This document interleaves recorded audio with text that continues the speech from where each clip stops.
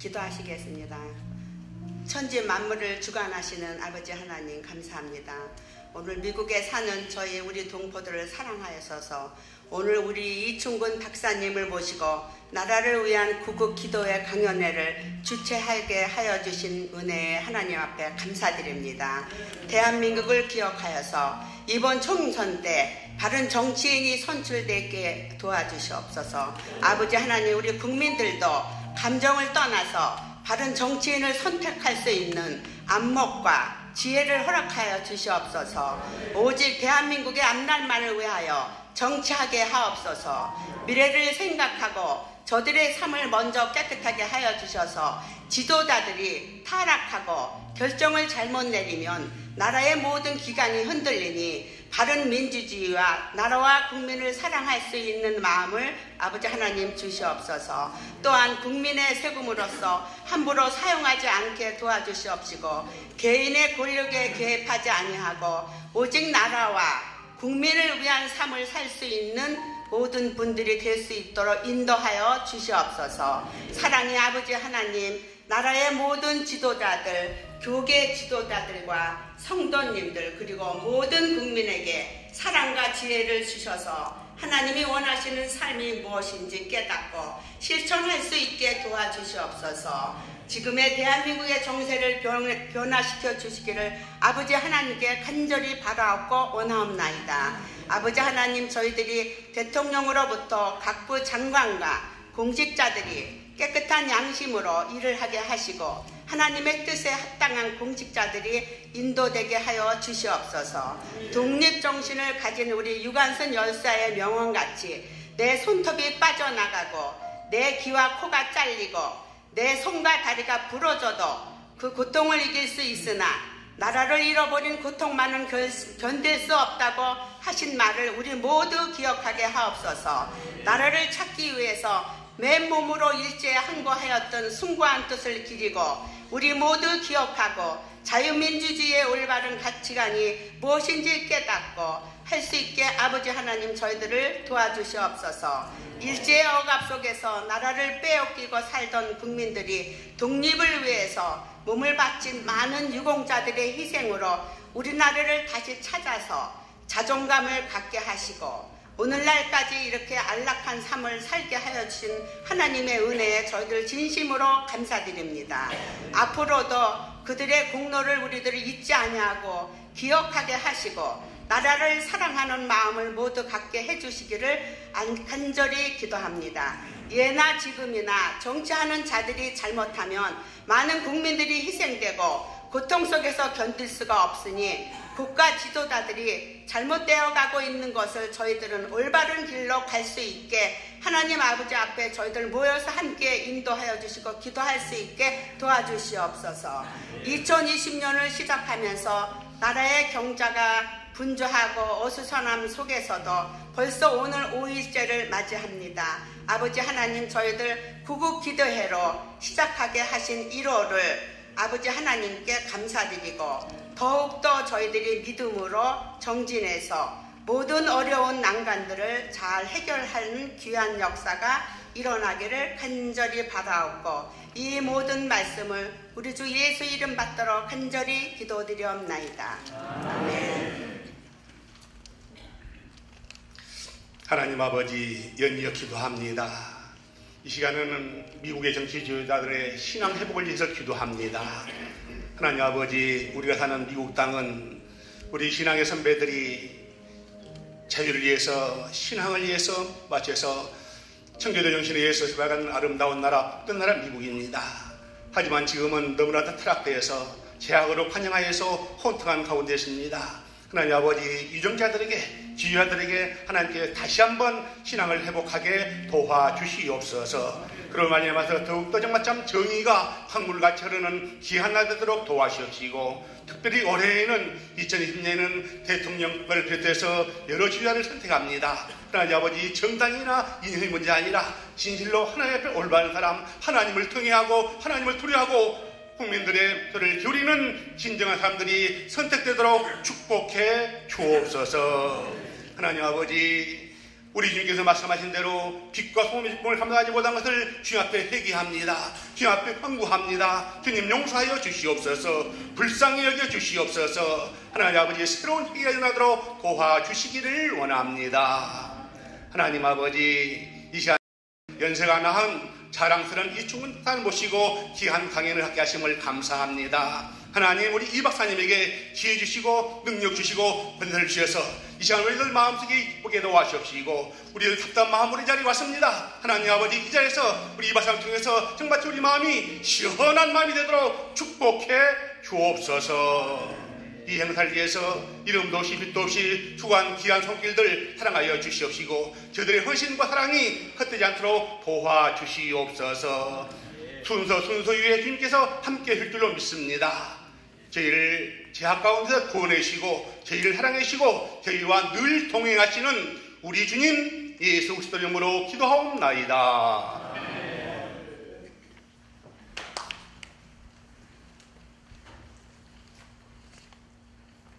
남가주 연수대학교 총동문회 회장 이형숙입니다.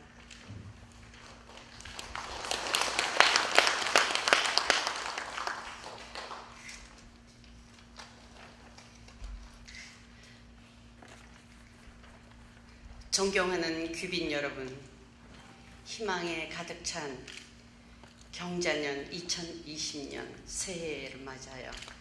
여러분들은 무슨 꿈을 꾸셨습니까?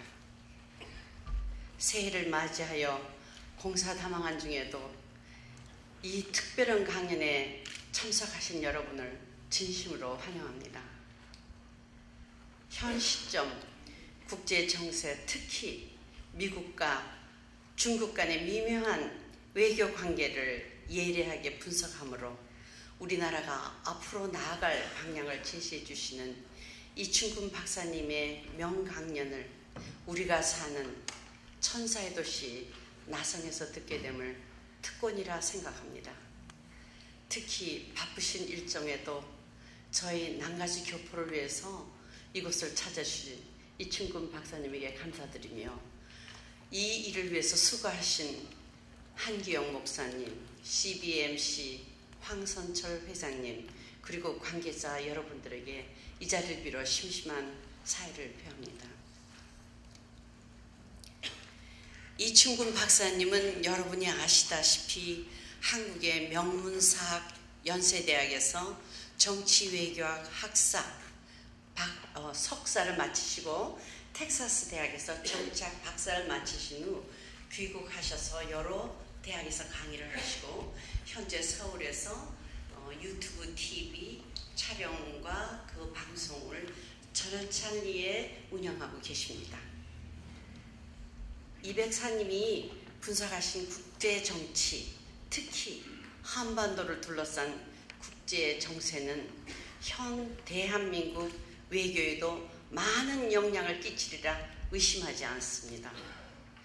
어제 강연회에서 미국이 절대 한국을 포기하지 않을 거라는 이충근 박사님의 말씀은 우리 모두들에게 많은 위안을 주었습니다.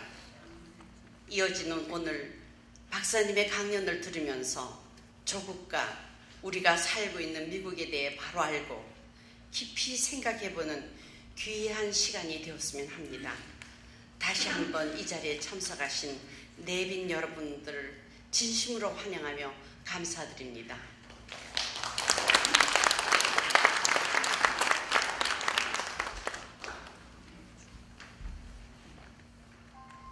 네, 다음은 오늘의 공동 후원처 가운데 하나인 남가주 한국예비역 기독군인 회장님이신 김혜창 목사님께서 또 인사말을 해주시겠습니다. 잠깐 안내 말씀드리자면은 앞으로 또 강연도 있게 될 예정이니까 지금 모바일 폰 전화기 울리지 않도록 좀 다시 한번 체크해 주시기 바랍니다.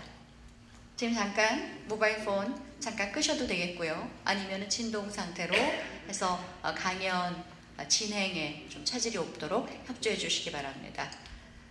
네, 김희창 목사님 단상 위로 모시겠습니다. 나와주세요.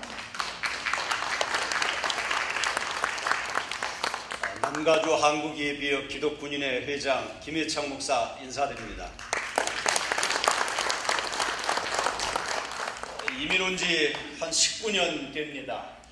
보스턴에서 한 4년 보내면서 필그림 스태투가 있는 동상을 여러 번 1년에 한 40몇 번씩 안내하면서 위드 랍스타스 랍스타를 접대하면서 사람들에게 심어준 것이 있는데 자유가 필요하다는 겁니다. 모럴리티, 이 도덕성이 필요하다는 겁니다. 또 에듀케이션, 이것이 필요하다는 겁니다. 또 하나는 로가 필요하다는 겁니다. 필그림 정신이 퓨리탄화 돼갖고 미국이 오늘 이 화이트 앵글로 섹션 프로테스탄트라고 하는 와스프 그룹이 주도하면서 오바마에게서 넘어갔지만은 다시 트럼프를 통해서 회복되면서 저는 트럼프 펜스의 2020년 그레이트 아메리카 어게인이라고 하는 태스크포스 팀의 멤버로서 우리 부부가 둘이 다 멤버입니다. 그래서 계속 강하게 강조하는 것이 하나 있는데 아메리카의 정신을 회복하라. 이것을 지켜가라. 그 다음에 컬처에 적용하는 외교를 확립하라. 노스코리아는 강하게 다뤄야지 수그러지지 뭐 이렇게 커뮤니케이션 하려고 하면 안 된다. 그것이 북한에서 내려오신 분들이 좀 강하잖아요. 거기에서 저는 힌트를 얻었고 그렇습니다. 그래서 이 역사의 분기점에서 아메리카가 5만 이상의 청년들을 당신의 아들들을 한반도에 묻었는데 그냥 내버려 두어서 되겠는가 그랬더니 역시 네버 기브업 사우스 코리아 하나님께서 예비하신 사람을 통해서 역사하시는 이때에 우리 한국은 자유가 없어져 가고 있습니다. 제가 페이스북에 올린 글도 1000클릭이 넘어갈 때는 싹 없어지더라고요. 그래서 스캔 받았다 다시 올리고 그럽니다. 저는 황교안이나 이승만이나 윤석열이나 다 관리자로 누가 초청해줘서 관리자인데 페이스북에 오늘 이 시대의 위기 가운데서 이렇게 행사를 치르게 되는데 사실은 금요일날 저녁에 우리 단체에서 독립적으로 해서 광화문 좀 후원하고자 했었는데 여기 메인 호스트가 토요일 주일 잡혀있다고 그래서 우리 오대조 목사님하고 상의를 해갖고 우리가 이쪽으로 연합하게 됐습니다. 연합해서 여러분과 함께 뵙게 되니까 얼마나 감사한지 모릅니다. 하나님의 기회가 된 줄 믿습니다. 자유의 회복의 기회가 된 줄 믿습니다. 경제가 추락하고 있는데 제가 관리하는 학교도 한국의 브랜치가 10명을 줄였어요. 직원을. 경제가 이만큼 나빠졌다는 겁니다. 경제의 위기가 닥쳐왔습니다. 외교, 백악관에 연결하는 문스 가바너들은 거의 제로입니다. 내가 도와줘야지 되는 때도 어떤 때는 있었습니다. 이게 이런 시점입니다. 소통에 메인 포커스를 두고 당선됐지만은 소통은 사라진 지 오래됐습니다. 지금은 인터컬처럴 파트너십 시대입니다. 거기에다가 가장 강대국이고 우리에게 큰 도움을 주고 있는 이 나라에 우리가 함께 살고 있는데 함께 할 수 있는 우리 대한민국이 되기 위해서 오늘 그 중심에 서 있는 우리 이충근 박사님을 모시고 강연하게 됨을 감사하고 오늘 함께 참여한 우리 베테랑스들 함께 참여하고 있는 우리 한인 여러분들 환영하면서 오늘 좋은 강연회가 될 줄 믿습니다. 감사합니다.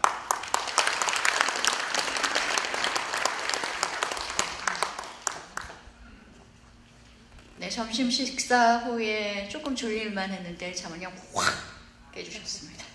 네, 감사드리고요. 네, 다음은 연세대학교 64학번 동문이시자 남가주 교회협의회 회장님이신 한기형 목사님께서 나오셔서 오늘 강연을 해주실 이춘근 박사님에 대한 간략한 소개를 해주시겠습니다. 예, 여러분 반갑습니다. 김해창 목사님이 세게 나와가지고 또 너무 다른 쪽으로 가나 그랬는데 중심을 잘 잡아주셔서 고맙고요. 우리는 하여간 신앙운동, 애국운동, 하나님 나라를 위한 운동을 열심히 하는 그런 목적으로 이렇게 우리가 모였습니다. 여러분, 그래서 애국운동하는 그런 단체 우리 이승만 광장에서 열심히 광야교회를 하고 있는 그 교회를 돕기 위해서 오늘 본교회에서 조금 헌금을 하셨나 봐요. 그래서 제가 지난번에 한국에 이춘근 박사 모시러 갈 때도 최대원 장로가 저를 파송해가지고 꼭 만나고 오라고 그래가지고 그래서 뵙고선 오늘 이렇게 모시게 됐는데 또 전광훈 목사님 꼭 헌금 전달하라고 그랬는데 잘못하면 전광훈 목사 또 오시게 될지 모르겠어요. 오늘 이 교회 담임 목사님 최경환 목사님 헌금을 저에게 전달하고 그리고 이어서 우리 이춘근 박사님 오늘 강연으로 들어가도록 하겠습니다. 네. 목사님 잘 전달해 주실 줄 믿고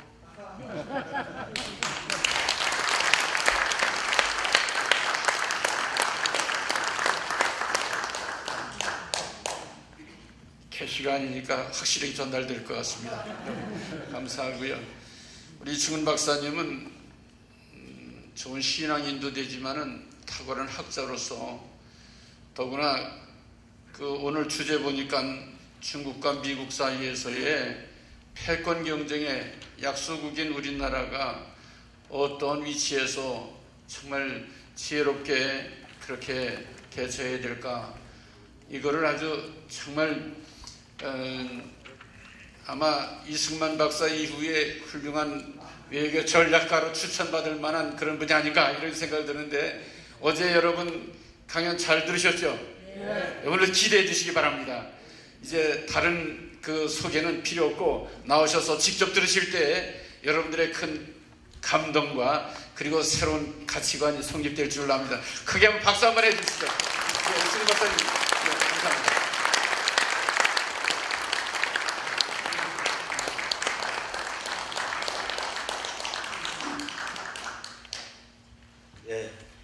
제가 제목을 미중 충돌 시대라고 붙였습니다.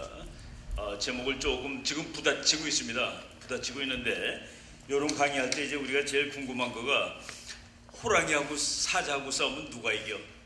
이게 그 아빠들이 제일 골치 아픈 질문입니다. 꼬마들이 매일 질문하는 거예요. 사자가 제일 세다라고 책에다 나와 있습니다. 동물 중에서는. 또 호랑이가 밀리면 백수의 왕이라고 나와 있습니다. 누가 이길까? 북한에서 말이죠 비디오를 찍었습니다. 호랑이가 이기는 거로 호랑이가 이기는 거 찍었는데 그 비디오는 우리가 그 학문적인 원칙을 위배하고 한 겁니다. 학문적인 원칙이라는 것은 모든 조건이 똑같을 경우에 그러니까 사자 중에서 제일 튼튼한 나이에 제일 예를 들어 순놈 몇 살 그 사자에서 제일 왕성한 친구하고 호랑이에서 제일 왕성한 친구하고 붙여놓고 싸움을 해야 되는데 누가 이길까? 그게 답 아세요 혹시? 조그만 우리에다 집어넣고 싸우면 사자가 이깁니다. 사자가 때리는 힘이 더 셉니다. 넓은 데다 놓고 싸우면 호랑이가 이깁니다. 호랑이가 빠릅니다. 그래서 그 조건을 어떻게 두었을 때 누가 이기느냐가 이제 달라지죠. 둘 다 이제 맹수의 왕인데 사자는 이제 아프리카에 주로 살고 호랑이가 사는 면적이 더 넓습니다. 호랑이가 사는 면적이 넓다는 거가 이제 역시 그 친구가 더 빠르다라는 그것을 상징하는 것도 될 수 있죠. 이 미국이라는 나라가 참 대단한 나라라는 게 뭐냐면은 일본이 그 만화 영화를 밀림의 왕자 레오라는 만화를 만들었습니다. 그리고 그 미국이 또 이제 월트 디즈니에서 사자 나오는 영화 만들었는데 일본이 그랬습니다. 우리 그거 베낀 거라고. 그 미국이 우리가 베꼈나? 일본이 더 먼저 만들었는데. 그런데 미국의 아프리카 사람도 많죠. 사자가 밀림에 사는 거 봤냐? 라고 말함으로써 일본을 망하게 만들어 놓은 겁니다. 사자는 밀림에 살지 않기 때문에 밀림의 왕자 레오는 제목이 틀린 겁니다. 근데 미국은 그런 거를 다 할 수 있는 사람이 세계 곳곳에서 와서 이렇게 만든 나라라는, 여러분 여기 미국은 전부 그러니까 우리나라 사람들이 세계적으로 인구 5천만인데 700만이 나가 사는 나라입니다. 남한 북한까지 치면 7천만이지만은 그 중에서 700만이니까 10분의 1이 외국 나가서 사는, 정말 세계 어디 가도 한국 사람이 있습니다. 그렇게 그 외국에 많이 나가서 사는데 중국이나 러시아나 이런 데는 일본이나 이제 중국, 러시아, 일본, 미국이 제일 많이 사는데 미국만 자발적으로 온 곳입니다.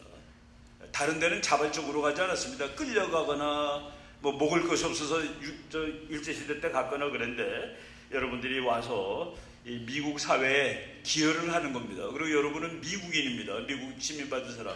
미국은 누가 미국 시민이냐? 미국 시민권이 있는 사람이 미국 시민입니다. 미국의 얼굴은 이렇습니까? 이렇습니다. 까맣습니까? 까맣습니다. 누렇습니까? 누렇습니다.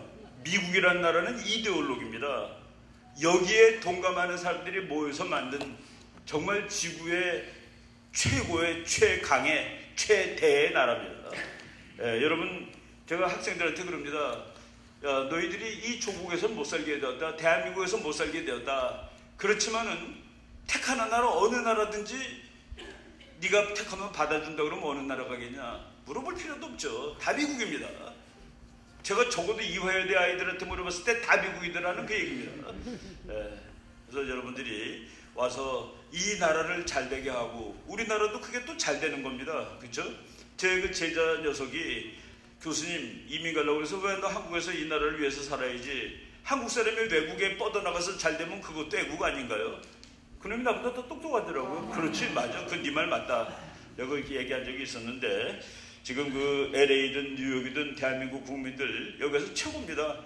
황인종한테 돈 꿔줄 때 이자율이 제일 낮죠. 그러니까 안심하고 꿔주는 겁니다. 못 갚을 사람한테는 비율이 높습니다. 똑같은 돈 꿔줘도. 거기서 최하가 동양인입니다. 물론 한국 사람 다 거기 당연히 속하는 것이죠. 오늘 제가 미국과 중국이 서로 싸우는데 누가 1등이 될까? 사자호랑이 얘기했는데 미국과 중국은 사자호랑이가 아닙니다. 그건 뭐 누가 이기는지 너무 뻔한데 제가 이것을 책까지 쓰고 그런 거는 우리나라 국민들이 너무나도 잘 못 알고 있어가지고 그걸 썼는데 그 얘기를 뭐 오늘 간단하게 해드리겠습니다. 그리고 시간이 조금 혹시 남으면은 제가 그 북한 얘기를 그 어제 거 맨 뒷부분에 좀 썼는데 그 얘기도 잠깐 혹시 시간이 되면은 하는 거로 하겠습니다. 이쪽에다 써야지 잘 넘어가는 거예요? 넘어가는 쪽이? 여기 어디다 써야지 넘어가나요? 혹시? 넘어갔습니다. 예? 넘어갔어요. 여기다가? 저쪽으로요. 정면으로. 센터. 정면으로? 센터 뒤에. 저기구나. 예. 이게 이렇게 멍청합니다, 사람이. 미국과 중국이 이제 본격적으로 싸우기 시작합니다. 우리나라 사람들이 그동안에 미국하고는 안보, 중국하고는 경제, 그거는 미국하고 중국이 본격적으로 싸우기 전에는 양쪽 곁다리 작전을 해가지고 돈을 벌 수가 있습니다. 중국한테는 돈, 미국한테는 국가 안보. 근데 둘이 본질적으로 싸울 때에는 그러지 못하게 되는 겁니다. 어느 편에 서야 되느냐, 이제 어느 편에 서야 되느냐를 결정해야 될 수 있습니다. 중립이 가능할까? 여러분, 우리나라를 중립국으로 만들자고 그러는 사람들이 있는데 중립국이 되고 싶으면 아프리카 중간으로 이사 가면 됩니다. 우리나라는 너무나도 소중하기 때문에 가만 놔둘 나라가 없어요. 가만 놔둘 나라가 없습니다. 우리나라는 누구든지 자기가 가져가야 돼요. 그래서 이게 거꾸로 한 페이지 더 갔네요. 이게 왜 거꾸로 갔죠? 이게 지금 약이 없는가? 다시. 그런데 여기서 우리는 미국 편입니다. 우리가 중립에 서 있다고 착각하면 안 돼요. 미국 편이라는 거는 우리나라는 미국하고 전쟁이 나면 같이 싸우기로 약속한 나라입니다. 군사 동맹이라는 것은 많은 사람들이 또 착각해요. 친한 나라가 맺는 줄 아는데 친한 나라가 맺는 게 아닙니다. 적이 같은 나라가 맺는 거예요. 그 적이 난리를 치면 함께 싸우자가 군사동맹입니다. 친해서 맺는 게 아닙니다. 적이 같아서 맺는 겁니다. 적이 같아서 맺다 보니까 친해질 수 있는 겁니다. 그러니까 먼저 거가 뭔지를 우리가 알아야 된다는 얘기죠. 그래서 우리는 미국 편이에요. 우리가 미국하고 동맹국인데, 야, 미국, 중국 너 둘이 싸우면 나는 중립이야. 그러면 미국이 우리한테 질문합니다. 너 우리랑 동맹 아니니? 아, 내가 언제 동맹 아니라고 그랬어요. 아니, 내가 너랑 동맹인데 어떻게 중립을 지켜요? 이런 걸 우리가 자꾸 까먹고 있는 겁니다. 그래서 노무현 대통령 때 우리가 밸런스를 하겠다고 했습니다. 밸런스. 균형자라는 것이 국제정치학에 있는 말입니다. 그거를 제대로 한 나라가 영국입니다. 영국은 프랑스하고 독일 누구 편도 아닙니다. 누구 편이냐? 둘이 싸울 때 힘이 약한 편을 영국이 들어줍니다. 힘이 조금 밀리는 편을 들어가지고 균형을 계속 유지하는 거예요. 그래서 균형자가 되는 첫 번째 조건은 누구하고도 동맹이 아님. 그런데 우리가 미국하고 중국이 다툴 때 균형자를 하겠다고 노무현 대통령 때 그랬더니 미국이 너 나랑 동맹 안 해? 라고 질문하는 겁니다. 그리고 우리가 언제 안 한다고 그랬어요? 균형자 하겠다는 게 동맹 안 하겠다는 소리입니다. 그리고 균형자가 되기 위해서 두 번째 조건, 균형을 할 만한 힘이 있어야 됩니다. 우리가 균형자 노릇을 하려면 우리가 중국 편에 붙으면 중국이 이겨요. 우리가 미국 편에 붙으면 미국이 100% 이깁니다. 그러면 그때 독립이 되는 겁니다.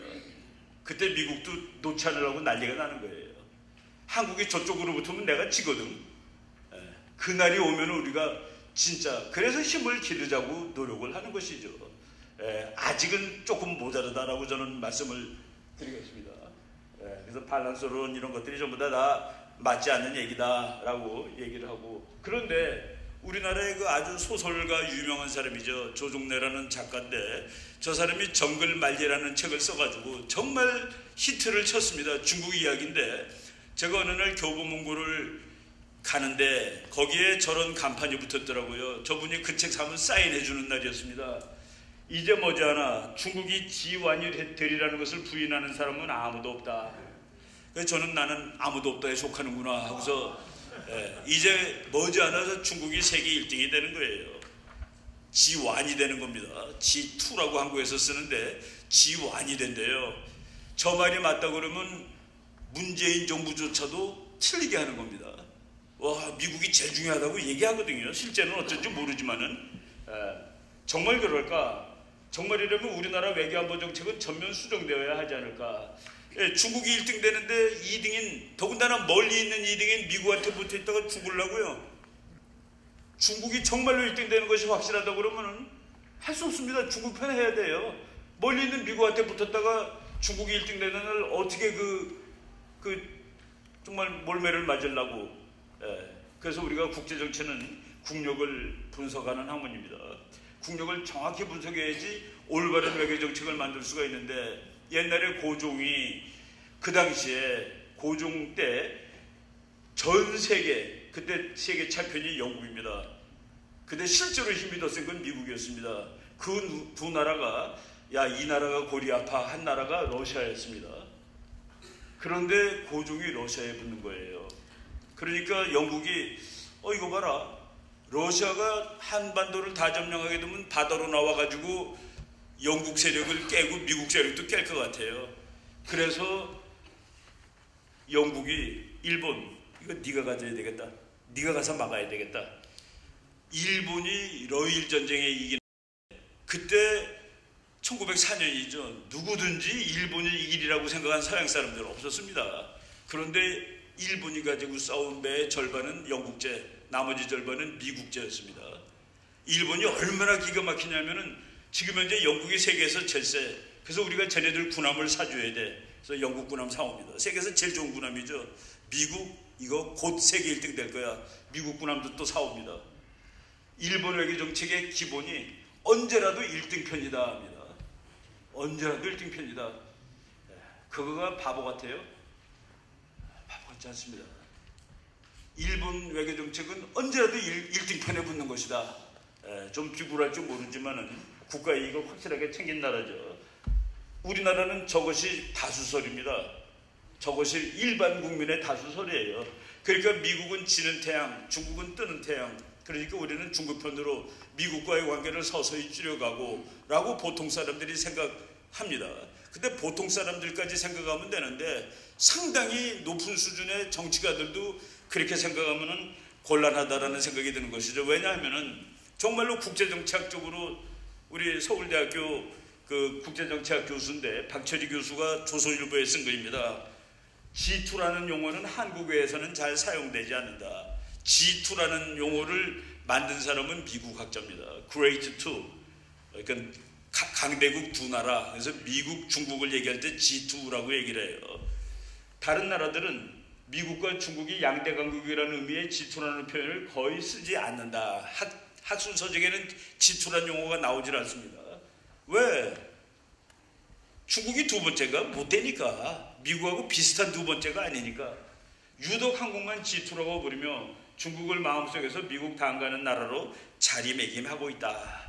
그러니까 한국 사람들 상당 부분은 이제 서서히 중국하고 친해져야 되는 거 아니에요? 라고 생각을 하고 있습니다. 학문은 진리를 따지는 겁니다. 미국은 몰락 중이야. 미국이 뭘 나가는지 볼까요? 주로 이제 경제력으로 얘기를 하는데 1970년에 미국의 GDP는 세계의 한 27% 됐습니다. 2010년에 미국의 GDP도 세계의 한 27% 됩니다. 2020년, 2019년의 GDP도 그 정도입니다.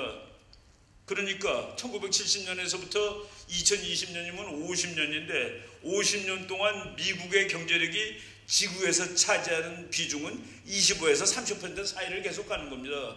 그런데 왜 미국을 몰락한다고 얘기를 해요? 그러니까 어떤 사람이 그럽니다. 야, 1945년에 미국이 지구 GDP의 50%였습니다. 1945년에. 그 50%가 지금 25% 됐으니까 이만큼 내려간 거잖아. 그런데 1945년은 통계학적으로 의미가 없는 해입니다. 왜냐하면 영국, 프랑스, 독일, 일본이 전부 다 쓰러져 있었습니다. 미국 혼자 서 있었습니다. 2차 대전 끝난 다음에.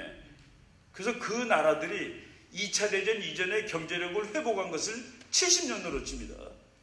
그러니까 전부 다 강대국들이 다시 강대국이 됐을 때 그때 기준으로 미국은 몰락한 적이 없습니다. 근데 그럼 아시아가 컸다고 그러고 미국은 몰락하지 않았으면 바로 유럽이 내려간 겁니다. 그래서 유럽이 차지하는 비중은 내려가고 아시아 비중은 올라가고 미국은 그대로다. 그래서 미국은 몰락하고 있다는 말은 데이터상으로 맞지 않는답니다. 그 자료를 정확히 알아야지 우리가 이제 분석을 할 수 있는 것이죠. 그런데 어차피 중국이 무섭게 큰 건 사실 아니냐? 그렇죠. 중국이 30년 전만 해도 형편없는 나라인데 지금 뭐 그냥 막 따라와가지고 GDP로 미국은 20조 달러, 20조 달러, 중국은 12조 달러. 그러니까 미국의 거의 60%를 따라왔습니다. 그래서 앞으로 계속하면은 그래서 이제 중국에 관한 학설이 미래가 두 가지가 있습니다. 익스트라폴레이셔니스트라는 학자들은 야, 중국이 지난 30년 동안 매년 10%씩 성장했으니까 앞으로 그렇게 성장하면은 언젠가 미국 앞설 거 아니니? 그러니까 과거를 미래에 대입하는 사람들입니다. 그래서 익스트라폴레이셔니스트라고 그래요. 그렇게 대입하면은 정말 미국 앞섭니다. 왜? 매년 10%씩 한 30년 성장했거든요. 그거를 한 30년 더 해보세요. 그럼 미국 앞서지. 그런데 야, 그런 게 어딨냐? 60년 동안 10% 성장하는 건 지구 역사에 없어. 대한민국이 기록을 세웠는데 36년 동안 거의 10%를 한 나라가 대한민국입니다. 그 기록을 중국이 거의 깨고 있는 중이에요, 지금. 그런데 중국은 60년 동안 10% 할까? 아니죠. 그렇게 하는 사람은 버블론자라고 합니다. 버블론자, 버블러. 중국이 이제 다 풍선인데 꽁찔러면 다 터져. 중국 내일 모레 터질 거야. 그래서 중국이 미국까지 따라갈 가능성이 없어. 이렇게 그 두 가지 이론이 있습니다. 저는 버블론자에 속합니다. 지금 터지고 있습니다, 중국이. 그리고 그 다음에 미국과 중국은 어떻게 될까? 중국을 판다라고 보는 사람들이 있습니다. 판다고 보면 맹수가 아니죠. 착하죠. 이렇게 강아지 같습니다. 중국이 부자 나라가 되더라도 얌전할 거야. 중국은 미국한테 덤비지 않을 거야. 라고 보는 학자들이 있고, 아니야, 중국이 힘이 세면 미국한테 달겨들 거야. 그런 사람은 중국을 드래곤이라고 합니다. 그러니까 익스트라폴레이셔니스트 중에서 이 두 가지로 갈리죠. 버블론자는 거기까지 갈 이유가 없어요. 근데 저는 만약 미래에 중국이 정말로 쓰진다면 미중 관계는 어떻게 될까? 붙습니다. 그럼 운명적으로 붙어요. 왜? 어느 나라든지 1등하고 싶어 합니다. 미국은 그 1등짜리 놓치기 싫어요. 중국은 그 1등 자리를 차지하고 싶고, 그래서 제가 아주 좋아하는 미국 교수 중에 한 분이 시카고 대학의 미어 샤이머라는 교수님이 계시는데, 그 사람 책을 제가 한국말로 번역한 거겠습니다. 강대국 국제정치의 비극. 미국은 그냥 자기 나라 이익을 위한 자기 나라 국민한테 좋은 나라입니다. 그런데 세계 1등을 하고 싶어요. 중국도 중국을 위해서 좋은 나라입니다. 근데 그 나라도 세계 1등을 하고 싶어요. 1등을 한 자리인데. 그래서 두 나라는 운명적으로 싸운다. 그래서 국제정치는 비극이다. 그 책 제목이 The Tragedy of Great Power Politics. 강대국 국제정치의 비극. 약소국도 다 비극입니다. 북한의 꿈은 뭔지 아세요? 지가 통일하는 겁니다. 대한민국 꿈은 뭔지 아십니까? 지가 통일하는 겁니다. 내가 우리 애들한테 그럽니다. 야, 지금 2019년이었는데 이제 작년에 앞으로 말이야 한 50년 후에 통일되겠지 이 나라가. 그때 우리들 후손의 교과서에 뭐라고 써 있을까? 1945년부터 통일되는 2000XX년까지 조선반도에는 두 개의 나라가 있었다. 역사학자들은 이 시대를 북남조선시대라고 부른다 라고 써 있지 않을까. 북한이 통일하면 그렇게 써 있습니다. 대한민국이 통일하면 1945년부터 2000XX년까지 한반도에는 두 개의 나라가 있었다. 그 시대를 역사학자들은 남북한 시대라고 부른다. 이거 우리는 그거 안 따져보는데 북한 사람들한테 물어보세요. 2100년에 대한민국 어린이들의 조선민주주의인민공화국 어린아이들의 교과서에는 그렇게 써있다고 얘기할 겁니다. 그 싸움을 지금 우리가 벌이는 겁니다. 그리고 제가 어제 얘기했죠. 인간들은 What is a good life? 그저께 얘기했군요. 좋은 삶이란 게 무엇이냐? What is a good life? 그 견해가 틀린다고 죽입니다. 그리고 What is a good life에 동의하는 사람들이 나라를 만듭니다. 미국이라는 나라, 미국 사람들은 What is a good life 중에서 방금 목사님이 얘기했듯이 liberty, freedom, 인권, 그건 하나님이 준 거지. 그런 나라와 그렇지 않아라는 나라가 서로 싸우는 겁니다. 그래서 전쟁도 나오고 그러는 것이죠. What is a good life라는 정말 우리 인생의 첫 번째 원칙에 대해서 동의하지 않는다고 전쟁도 하고 좌파 생기고 우파 생기고 운동은 생기고 뭐 이러는 거예요. 바로 이런 것 때문에 지금 이 대표적인 두 나라가 큰 나라인데 그냥 우리나라에도 한번 적용시켜 봅시다. 이게 제가 항상 물어보는 거예요. 중국은 급속한 경제 성장을 이루겠으며 곧 미국을 앞지를 것이다. 그렇다라고 대답하는 사람도 있고 에이 아니야 라고 대답하는 사람도 있습니다. 중국의 군사력은 미국과 맞먹는다? 그렇다라고 생각하는 사람도 있고 웃기지 마시오라는 사람도 있습니다. 우리나라는 중국과 무역이 제일 많으니 미국보다는 중국과 잘 지내야 한다. 맞아. 중국은 우리가 중국한테 100원어치 파는데 미국한테는 40원밖에 안 팔지. 그러니까 중국이 더 중요해. 중국하고 잘 지내야 돼 라고 주장하는 사람이 있습니다. 북한 급변 사태에 개입하지 말아야 된다. 왜냐하면 중국이 들어올 테니까. 이건 제 제자인 육군 대위가 저한테 전화 왔습니다. 교수님, 북한이 무너지면 우리는 어떻게 해야 될까요? 밀고 들어가야지. 그럼 중국이 들어올 테니까요. 그럼 전쟁이라도 해서 지켜야지. 제가 그렇게 가르쳤는데 저 질문을 하더라고요. 넌만 나한테 그렇게 배웠냐 그랬습니다. 내가. 야, 중국이 우리가 평양을 먼저 점령했는데 중국이 우리랑 싸우자고 들어올 정도면은 우리가 안 들어가면 중국군은 휘파람 불면서 걸어오겠네. 그렇게 소중하다면은. 그걸 생각을 못하는 거예요. 우리가 안 들어가면 중국이 안 들어온다? 그런 게 어디 있어요? 중국은 차세대 세계 패권국이다. 미국은 곧 몰라갈 것이다. 아무튼 여기에 대해서 예스라고 하는 사람들 대한민국에 무지하게 많습니다. 노라고 하는 사람들 일부 있습니다. 일부 있는 사람들은 실력이 좋은 사람들입니다. 세상을 아는 사람들입니다. 저기 어쨌든 노라고 대답하는 사람하고 예스하고 대답하는 사람은 대한민국의 미래 국가 전략이 다릅니다. 저기에 예스다라고 대답하는 사람은 이제 미국과의 관계를 서서히 정리하고 중국 쪽으로 가야 됩니다. 아니지. 그런 사람은 미국과의 동맹을 계속 강화시키고 잘 지내야 될 그럴 외교 정책을 짜는 것이죠. 제가 이제 우리나라에서 전후 논쟁이 2008년부터 그냥 아주 급격히 논쟁이 시작됐는데 2008년에 저쪽 그 레먼 브라더스 쓰러지는 2008년 9월 15일이죠. 그날 넘어졌을 때 중국 사람들은 얼굴을 미소를 참지 못했습니다. 마스크 쓰고 다녔어요. 야, 우리가 이제 1등 되는구나. 저 미국 쓰러지네 저거. 스스로 쓰러지는구나. 그때 한국에서도 정말 공부하는 여러 모임에서 이제 미국 정말 망하는 거예요. 와서 강의 좀 해주시오. 해가지고 정말 제가 그 조차 모임 이런 데 가서 많이 강의를 했습니다. 저는 그럴 리가 없다라고 그때부터 강의를 쭉 했고, 그래서 이제 그런 책을 써야 되겠다 해서 책도 썼고 그랬습니다. 그래서 제가 어디 강의할 때마다 물어봅니다. 앞으로 30년 후에 세계 1등이 어느 나라예요? 그러면은 한 10년 전, 뭐 8년 전, 5년 전, 뭐 4, 5년 전까지 중국이에요가 압도적으로 많습니다. 미국이에요는 조금밖에 없어요. 그런데 재작년에 처음으로 제가 이제 여러 군데서 강의를 하는데 해군대학, 해군 소령들이 공부하는 데가 해군대학입니다. 해군대학에서 앞으로 30년 후에 세계 1등이 어느 나라라고 생각하십니까? 미국 100% 손들었습니다. 중국 아무도 없었습니다. 군함 타본 사람은 알아요. 미국 군함 타본 사람하고 중국 군함 타본 사람하고 압니다. 해군 장교들한테 중국 군함 타본 사람한테 물어보면 그거 깡통이에요 그럽니다. 아직은 안 돼요. 아직은 안 되고 그럼 미래는 되냐? 미래도 저는 안 된다고 봅니다. 여기 다 저는 노라고 대답하는데 요 세 번째는 어제도 잠깐 얘기했지만 우리나라는 중국과 무역이 제일 많으니 미국보다는 중국과 잘 지내야 한다. 요거는 그래도 헷갈리기 때문에 설명하겠습니다. 요것이 그냥 뭐 이게 로지텍이라고 볼 때 삼성이라고 칩시다. 삼성. 이게 지금 미국에서 팔려요. 100불이라고 치겠습니다. 삼성이 미국에다 이걸 판 적이 없습니다. 그럼 뭔데? 여기 삼성이라고 써 있는데 삼성이 요거의 부속품을 중국에다 50불 파는 겁니다. 그럼 중국이 자기 부품 10불 넣고 자기 노동력 해가지고 미국 10불에 팔면 미국에서 이제 시장에서 100불에 팔리는 거예요. 100불에. 그래서 이것을 이 물건 대한민국 물건이고 메이드 인 차이나라고 써 있는데 상표는 한국 거고 요거는 미국에서 100불일 때 우리나라가 중국에 50불 판 거로 계산이 되는 겁니다. 그래서 그 미국의 상공회의소 소장이 몇 년 전에 우리 교수들 봐놓고 그래 너네들이 중국에 100 파는 거 맞아.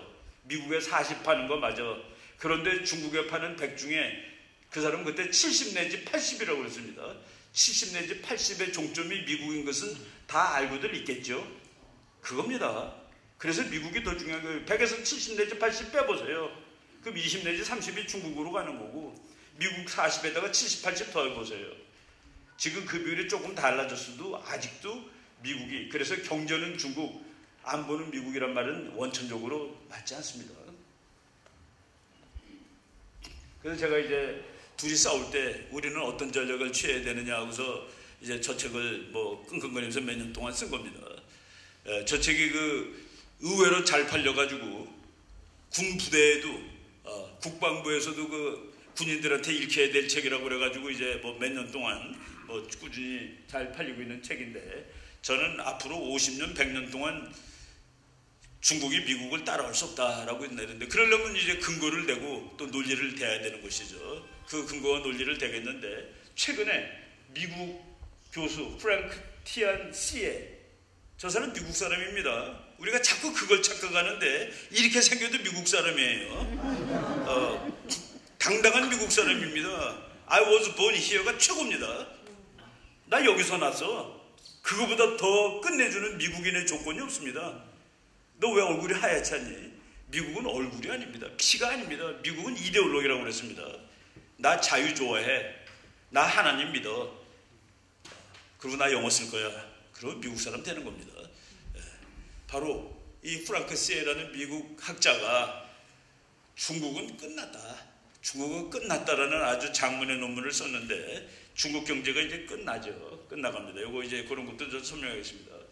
이 사람은 피터 자이안이라는 미국의 그 49살밖에 안 되는 젊은 친구인데 미래를 그렇게 끝내주게 예측하는데 제가 서울에서 이제 만나가지고 야 너네 이 사람이 있던 회사에 이 사람이 부소장이고 소장으로 있던 사람이 서울에 와서 2040년쯤 되면은 아마도 만주가 한국 거가 될 것 같아. 그리고 한국은 이미 통일을 이룩한 강대국이 돼 있을 거고 그렇게 얘기했다 그랬더니 그러려면 과정이 좀 있지. 과정이 좀 필요하지. 근데 자기가 중국이 서바이벌 하는 것보다 그런 상황이 올 가능성이 훨씬 더 높지라고 얘기하더라고요. 우리나라가 통일을 해가지고 강대국이 돼서 만주까지 차지할 확률이 중국이 살아남을 확률보다 높다라고 얘기를 하는 거예요. 근데 우리가 그럼 저 사람이 그냥 얘기하느냐? 뭐 자료를 다 대고 얘기를 하는 것이죠. 근데 그 자료를 국민들한테 아느냐 물어보면 잘 몰라요. 그래서 제가 우리 여기 강순영 목사님이 저를 처음 알게 된 것이 미국의 쉐일 혁명이라는 글을 쓴 걸 보고 처음 알았다 했는데, 제가 우리 국민들이 하도 미국 중국의 국력 평가를 엉성하게 해서 미국이 앞으로 석유가 몇 년치 있는지를 아느냐라는 그 논문을 한번 쓴 적이 있습니다. 그거 이제 여기 다 나오니까 지나가면서 설명을 하겠습니다. 트럼프 대통령이 대통령 되기 전에 2011년에 쓴 책입니다. 이걸 제가 그 뉴욕 공항에서 그냥 지나가다가 심심해서 사가지고 비행기 타고 가면서 읽었는데, 거기에 China is our enemy라는 말이 나옵니다. 미국 대통령이 중국을 대통령이 아니니까 저렇게 쓸 수 있는 거죠. 근데 미국은 이미 미국이라는 나라가 1등 자리를 누구한테도 뺏기지 않습니다. 누구한테도 뺏기지 않아요. 아예 그 미리 결론적으로 잠깐 말씀을 드린다면은 2008년 어느 날 이제 중국이 그 경제력 이 미국이 레먼 브라더스가 무너지는 날, 미국 금융가가 무너지는 날, 그때 그 월간 잡지 기자가 저한테 전화 걸었습니다. 교수님 글 하나 써주세요. 뭔데요 제목이? 앞으로 30년 후에 세계 1등이 어느 나라인지 가르쳐 주세요. 그거 하나 글 써주세요. 그래서 내가 써드릴게. 몇 페이지 언제까지? 그랬더니 기자가 말이죠, 화를 내더라니까요. 교수님 그게 그렇게 쉬워요? 아니 써달라서 써주겠다고 그랬더니 그게 그렇게 쉽냐고 화를 내더라고. 그래서 아니 써준다는데 화를 내냐 너는? 그랬더니 아니 그 어려운 거를 너무 쉽게 말씀하셔서요. 그래서 내가 네 생각 말해줄까? 너는 이렇게 생각할 거야. 미국은 조금 여기 있지, 중국은 여기 밑에 있고. 근데 미국은 이렇게 발전하지, 중국은 이렇게 발전하고. 그래서 네 생각에 30년 후에는 미국하고 중국이 어긋난다는 소리지. 그래서 중국이 미국을 앞서게 되면 중국이 세계 1등이라는 소리지. 일단 돈에서. 그럼 돈이 많으면 군사력도 많을 거고 당연히. 너 그렇게 알고 있는 거지? 그랬더니 모든 사람이 다 그렇게 생각하잖아요. 그래서 모든 사람이 다 그렇게 생각하고 있지. 그런데 그 사람들이 모르는 게 하나 있다야. 뭘 모르는 줄 알아? 미국이라는 나라는 말이지, 전쟁에 지지도 않았는데 2등이 되는 그런 나라가 아니네. 여러분 미국 무섭습니다. 전쟁에 지지 않은 채로 평화적으로 자기의 이 자리를 물려주고 2등으로 내려가는 나라가 미국은 아닙니다. 너는 그걸 모르는 거야. 미국은. 그래서 중국이 네 말대로 2030년에 세계 1등이려면은 2038년에, 근데 이제 2008년이니까 2036년이나 2037년에 3차 대전이 터져. 그런데 미국이 져. 그러면 네가 말하는 30년 후에 미국이 세계 2등이야. 중국이 1등이고. 근데 내 생각에는 미국이 그때까지 바보처럼 있을 것 같지가 않은데, 내 생각에는 말이지, 금년간 미국이 주먹이 아니라 다른 거로 중국을 죽일 것 같아. 그 다른 게 뭐냐? 돈이야, 돈. 소련하고 미국하고 싸우는데 50년 걸렸습니다. 소련하고 미국은 인터 디펜던트 하지 않았습니다. 소련 따로 미국 따로예요. 경제가 다르기 때문에. 그래서 그거하고 싸우는데 시간이 오래 걸렸습니다. 근데 중국은 미국과 인터 디펜던트 해져가지고 중국이 2등이 된 겁니다. 미국이 길러준 거예요. 어떻게 보면은. 미국이, 더 천한 말로 미국이 깔아준 멍석에서 미국이 불어주는 피리에 맞춰서 중국이 춤을 춰서 2등이 된 겁니다. 근데 이제 1등 자리까지 뺏으려고 그러니까 미국이 그 멍석을 빼고 있고 피리 불던 일을 중지하고 있는 겁니다. 중국은 그 무너지는 겁니다. 국제정치 500년 역사에, 세계 패권 역사에서 어떠한 패권국도 도전자의 도전에 평화적으로 자신의 패권적 지위를 양보한 적이 없었다. 그런데 미국은 약할 때도 싸우는 나라입니다. 세계에서 제일 센 영국하고 싸워가지고 독립한 나라입니다. 영국이 말이죠. 이제 미국은 장사꾼의 나라입니다. 미국이 이제 미국 무역선들이 다니는데, 지중해에 다니는데 해적들이 미국 배를 자꾸 돈을 뺏는 거예요. 영국한테 물어봤습니다. 이거 어떻게 해야 되느냐 그랬더니, 그놈들한테 돈 먹여, 돈. 해적들한테 돈 갖다 주려니까 미국이 번면했습니다. 우리도 해적한테 돈을 주고 이 상선들이 안전하게 다닐 거냐, 해병대가 싸우러 가야 된다고 주장해가지고, 그래서 미국 해병대 노래 맨 앞에가 트리폴리라는 말이 나옵니다. 트리폴리에 가서 전쟁했어요. 유럽에 북아프리카의 트리폴리, 거기 가서 해적 기지를 공격하러 간 것이 미국 해병대 첫 번째 작전이죠. 미국은 좀 다른 나라입니다. 야, 우리가 어떻게 돈을 매기고 안전을 보장하냐, 가서 싸우고서 해적은 뿌리를 뽑아야지. 미국이란 나라는 달라요. 그래서 아메리칸 익셉셔널리즘, 그게 다른 겁니다. 바로 그 사실을 이해를 해야 되는데, 미국이 드디어 중국이란 나라가 우리를 위협하기 시작했다는 것을 확실하게 인식을 하게 된 그런 대통령이죠. 오바마가 됐으면 아니냐, 오바마도 똑같아요. 오바마가 아니라 힐러리가 이번에 대통령 됐으면 다르지 않습니다. 지금 자기가 중국하고 무역전쟁하는데 전임 대통령이 했어야 될 걸 지가 지금 늦게 하고 있는 거다. 그 사람들이 안 해서, 여러분, 힐러리 클린턴이 미국 대통령이 됐으면 다를까? 힐러리 클린턴 대통령이 저 사람이 국무장관일 때, 아까 제가 China is our enemy라는 저 책이 나온 것이 2011년이라고 그랬습니다. 같은 2011년에 똑같은 무렵에 힐러리 클린턴이 논문을 썼는데, 그 논문 한번 읽어보세요. 논문 제목이 America's Pacific Century, 미국의 태평양 시대라고 해놓고서 The future of politics will be decided in Asia, 미래의 정치는 아시아에서 결정된다. 아프간이나 이라크가 아니다. And the US will be right at the center of the action. 미국은 바로 그 행동이 일어나는 그 원위치에 가 있을 것이다. 여기서 아프간이나 이라크가 아니다. 무슨 뜻일까? 이제 우리 석유 많아, 그런 뜻입니다. 저 사람은 미리 한 것이죠. 2011년 무렵에 이제 이거 곧 터지는구나. 미국의 석유 혁명이 완벽하게 시작했던 것을 2014년으로 칩니다. 2014년부터 완전히 이제 이 석유는 40년 쓰는 게 아니라 몇백 년 가겠구나. 가만 놔둬도 이런 그 시대가 이제 다가오는데, 뭐 이거는 뭐 여론 이런 거는 그냥 쭉 보시면 되고요. 트럼프가 대통령 되기 직전에 미국 교수들이 다음번 대통령의 외교 정책은 이래야 할 것이다 해서 1, 2, 3, 4, 6, 7, 8 해서 10개를 썼는데, 그 중에 하나가 러시아하고는 냉랭한 평화를 유지할 것. 그 트럼프가 러시아랑 잘하는 겁니다. 미국 민주당이 그러죠. 러시아 같은 나라랑 친하게 지내면 어떡합니까? 그랬더니 트럼프가 뭐라고 혼자서요. 그럼 푸틴이 시진핑하고 잘 놀라고 놔둘까? 내가 푸틴을 밀어가지고 시진핑하고 친하게 지내도록 놔둬? 지금 푸틴은 미국이 살려주면 살고 죽이면 죽는 나라입니다. 러시아는 석유로 먹고 사는 나라입니다. 미국이 석유값을 그냥 시장경제원칙으로 막혀버리면 소련은 내일 죽습니다. 그래서 미국이 소련을 살려주려고 석유값 그냥 비싸게 유지하고 있는 거예요. 그냥 나오면은 훨씬 내려가야 됩니다. 중국을 봉쇄할 것, 이란을 봉쇄할 것, 일본을 키울 것. 왜? 중국 봉쇄하는데 좋거든. 인도를 키울 것, 중국 봉쇄하는데 좋거든. 그대로 하는 겁니다. 끝내주는 학자들이 이렇게 하시오 하는 것을 그대로 트럼프 대통령이 하고 있다. 트럼프 대통령이, 내가 어제도 잠깐 얘기했지만, 미국은 유엔에서 한 연설입니다. 여러분이 어떻게 살아가나 일하거나 예배하는 방법을 말하지 않을 것입니다. 우리는 그 대가로 여러분들이 우리 주권을 존중해 줄 것을 요구합니다. 그런데 사회주의하고 공산주의는 안 되는 것이오 라고 재작년 유엔총회에서 얘기했고, 작년에 그러고서 미국의 펜스 부통령이 중국하고 전쟁을 선포했습니다. 제2의 냉전. 우리는 그동안 중국이라는 나라가 돈도 많이 벌고 그러면 민주국가가 되고 훌륭한 나라가 되어서, 미국 일부 학자들은 그랬습니다.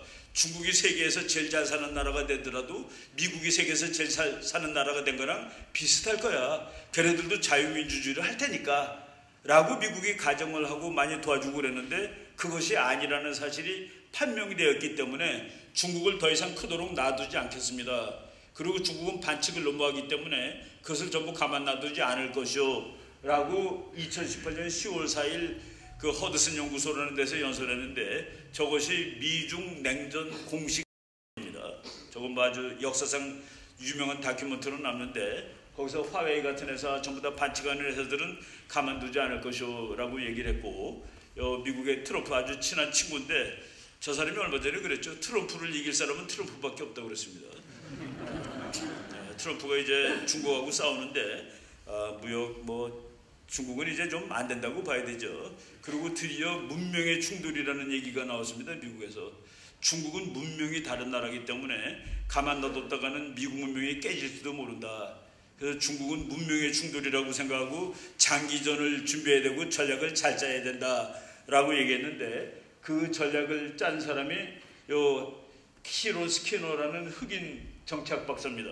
저 사람이 하버드 대학에서 박사 논문을 썼는데 레이건 대통령은 소련을 어떻게 무너뜨렸는가, 그 박사 논문을 쓴 사람을 또 하버드 지금 미국 외무장관이 미국 육사 수석 졸업에 하버드 가서 수석 졸업한 사람입니다. 그 사람이 마이크 폼페오가 자기 후배를 불러다가 이제 국방부 정책실장으로 지금은 관뒀습니다. 그래갖고 대중국 정책을 짜라 해가지고 저 사람이 중국과의 이 경쟁은 문명의 충돌이라고 생각하고 짜야 됩니다라고 얘기를 했던 사람이죠. 지금 미국의 온갖 보고서 보면은 인도 태평양 전략 해가지고 태평양 전략이 인도 태평양 전략으로 바뀌었습니다. 인도가 확실한 미국의 동맹국으로 들어갔습니다. 그래서 지금 미국의 아시아 전략의 기본은, 우리는 아직까지 미국이 강대국으로 대접을 안 해줍니다. 미국은 아시아에 3대 강국이 있다 칩니다. 중국, 일본, 인도, 이것이 3대 강국인데 어느 경우라도 하나는 우리 편으로 붙들고 있어야 된다가 미국의 외교 정책입니다. 어느 편이라도 이 세 나라 중에 한 나라는 미국 편으로 붙들어 두고 있을 것. 그런데 중국이 제일 세지니까 일본하고 인도가 중국 때문에 위험을 느끼거든요. 그 나라 둘이 미국 편이 돼가지고 지금 미국은 사실은 널널합니다. 널널해요. 야, 중국, 일본 다 우리 편이네. 그리고 미국 편을 정말 잘 되는 나라가 베트남입니다.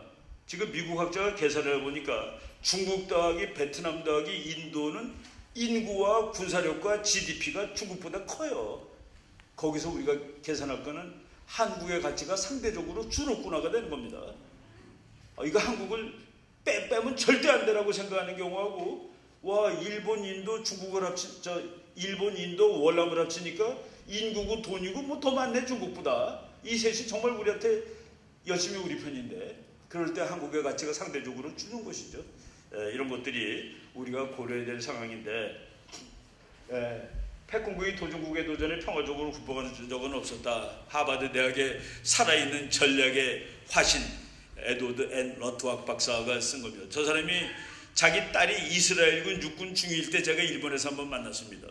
저 사람은 한국을 무지하게 좋아하는 사람이에요. 근데 중국이 커지고 있다 미국의 전략은 가서 막는 것이지.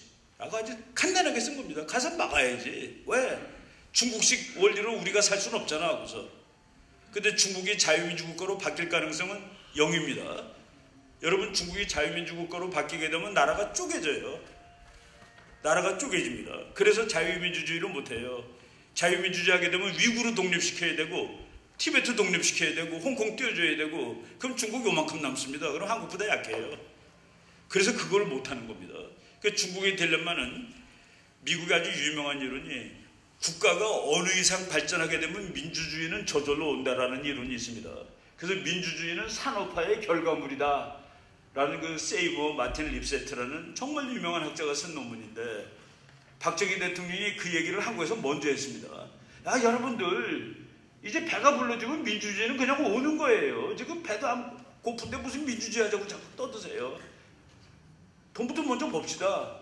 우리는 그때 정말 대학교 다니면 저 사람이 말이야 정말 나쁜 놈이라고 그랬죠. 민주주의가 왜 가난하면 안 되냐 그랬는데, 미국 학자가 그래서 그 기준을 $10,000로 치는 겁니다. $10,000. 지금 돈 $10,000. 국민소득 평균이 10,000불이 되면 민주주의를 안 할 수가 없어요. 10,000불이 되면 금요일날, 토요일날 놀고 싶은 겁니다. 9% 성장 필요 없어요. 나 토요일날 좀 놀고 싶어. 이런 사람들이 $10,000 된 나라에서 나오는데, 우리나라가 6.29 선언이 1987년이죠. 대통령 좀 장충재권 대통령 말고 국민이 뽑은 대통령 좀 한번 뽑아보자. 그래서 그러자 한 것이 1987년 6월 29일인데, 그때 우리 국민 소득이 $10,000불입니다. 지금 중국이 $10,000불에 부딪히고 있습니다. 9,000 몇백 불인데, 그럼 중국을 자유화시키면은 신강성이 나 독립, 티베트 나 독립, 광동성 독립, 몽고 독립, 마주 독립 감당할 수가 없어요. 그래서 경제가 좋아지는데 내리 누르다 보니까 난리가 나는 겁니다. 이거 어떻게 해결할 거냐? 이거 해결 못한다가 답입니다. 정치학 이론으로는. 지금 미국이 뭐 또 옆에서 이렇게 나 못살게 굴고, 여러분 트럼프, 제가 이제 한국에서 그 트럼프에 대해서 뭐 남의 나라 대통령을 뭐 좋다 나쁘다 한 것은 아닌데, 트럼프의 전략을 쭉 설명하고 그러는 어느 날 트럼프에 대해서 너무 이렇게 좋게 말하지 마십시오. 저는 교수님을 좋아하는데 어느 날 트럼프를 좋게 얘기하다가 바보 될 수 있습니다. 트럼프는 그 별로 괜찮은 인물이 아닙니다. 공부도 안 하고 아무것도 안 하고. 제가 읽은 바에 의하면은 트럼프가 자기는 사학과라서 너무 바빠서 하루에 4시간밖에 책을 못 읽는다라고 쓴 걸 봤습니다. 저는 학자로서 조금 미안했습니다. 너무 바빠서 4시간밖에. 그리고 기자들이 트럼프를 조롱하듯이 대통령 후보가 된 바로 그 무렵에 트럼프 씨 국민들이 읽어야 될 책 한 10권 소개하세요. 10권 쫙 소개했습니다. 그 책 제가 한번 여러분들도 꼭 읽어보세요. 제일 먼저 손자병법을 읽으셔야죠. 손자병법은 한마디로 말하면 싸우지 않고 이기는 것이 최선의 전략이다. 그리고 두 번째 말은 전략이라는 것은 속이는 것이다 라는 말이 써있는 책입니다. 두 번째는 마키아벨리의 군주론을 읽으세요. 마키아벨리의 군주론을 한마디로 요약하면 위대한 지도자는 여우의 간계와 사자의 발톱을 가지고 있어야 된다. 정치 철학에 관한 책입니다. 세 번째, The Power of Positive Thinking. 트럼프 아버지가 열심히 다니던 교회 목사님 노만 빈센트 펄 목사가 쓴 책인데, 정말 간구하면 이루지 못할 일이 없다. 정말 그 기독교적인, 하나님한테 죽어라 기도해봐라 다 되지. 바로 빈센트 펄 목사가 어린 트럼프 보고 이놈 큰일 할 놈이야 라고 어렸을 때 얘기했습니다. 네 번째는 아인슈타인의 인생철학, 다섯 번째는 에머슨의 교육철학, 그 다음에 중국 공산당의 비밀세계라는 책 읽어보세요. 좋습니다. 키신저가 쓴 중국에 관하여도 좋죠. 이안 할러데이가 쓴 모택동 알려지지 않은 이야기, 그것도 읽어봐야 될 책이죠. 10억하고 장사하는 방법도 읽으세요. 타이드 플레이어스, 이건 저는 저 책은 안 읽었습니다. 파도를 탄 사람들, 중국을 부자로 만든 사람들, 이 책 읽으셔야 됩니다 라고 2016년 8월달 US 뉴스 앤드 월드 리포트에 트럼프가 추천한 미국 국민이 읽어야 될 10권의 책. 전문가 아닙니까? 특히 중국에 대해서. 우습게 보면 안 됩니다. 그냥 뭐 저놈 또라이야. 또라이가 어떻게 미국 대통령이 되겠습니까? 그럼 미국 국민이 또라이가 되죠. 이거 뭐 지금 책에 나오는 얘기고요. 중국은 이 사람이 하는 말이, 트럼프가 대통령 선거 중에 한 말을 어떤 심리학자가 분석했습니다. 저 말을 알아듣기 위해서 몇 년 학교 다니면 되느냐? 4년 다니면 되는 겁니다. 초등학교 4학년 이상이 알아듣는 언어로 얘기를 하는 겁니다. 그래서 우리나라 잘났다는 것들이 트럼프 대통령 취임사는 너무 천박하다고 얘기를 하는 겁니다. 저는 그날 그렇게 얘기했습니다. 미국 대통령 취임사 중에서 내가 모르는 단어가 하나도 안 나오자는 첫 번째 대통령이라고 그랬습니다. 아무리 공부를 해도 대통령 취임사는 사전 한두 개 찾아야 됩니다. 저 사람 것만 사전 한 단어도 안 찾고 다 읽었습니다. 힐러리 클린턴의 선거구호를 읽으려면 고졸 이래야 됩니다. 저 사람은 국민학교 4학년. 저 사람이 다 작전으로 한 거 아니겠습니까? 그런데 그래서 말이 투박하죠. 중국은 큰 대가를 치르고 있으며 관세는 중국의 경제를 대단히 망가뜨리고 있죠. 이거 한국말로 번역하니까 이상한데, You have put very massive tariffs on China. China is paying a big price and it's hurt China's economy very badly. 초등학교 영어로만 골랐었는데 중국의 경제를 아주 박살내고 있죠. 저게 맞는 말입니다. 정말 박살나고 있습니다. 이거 그냥 넘어가시고요.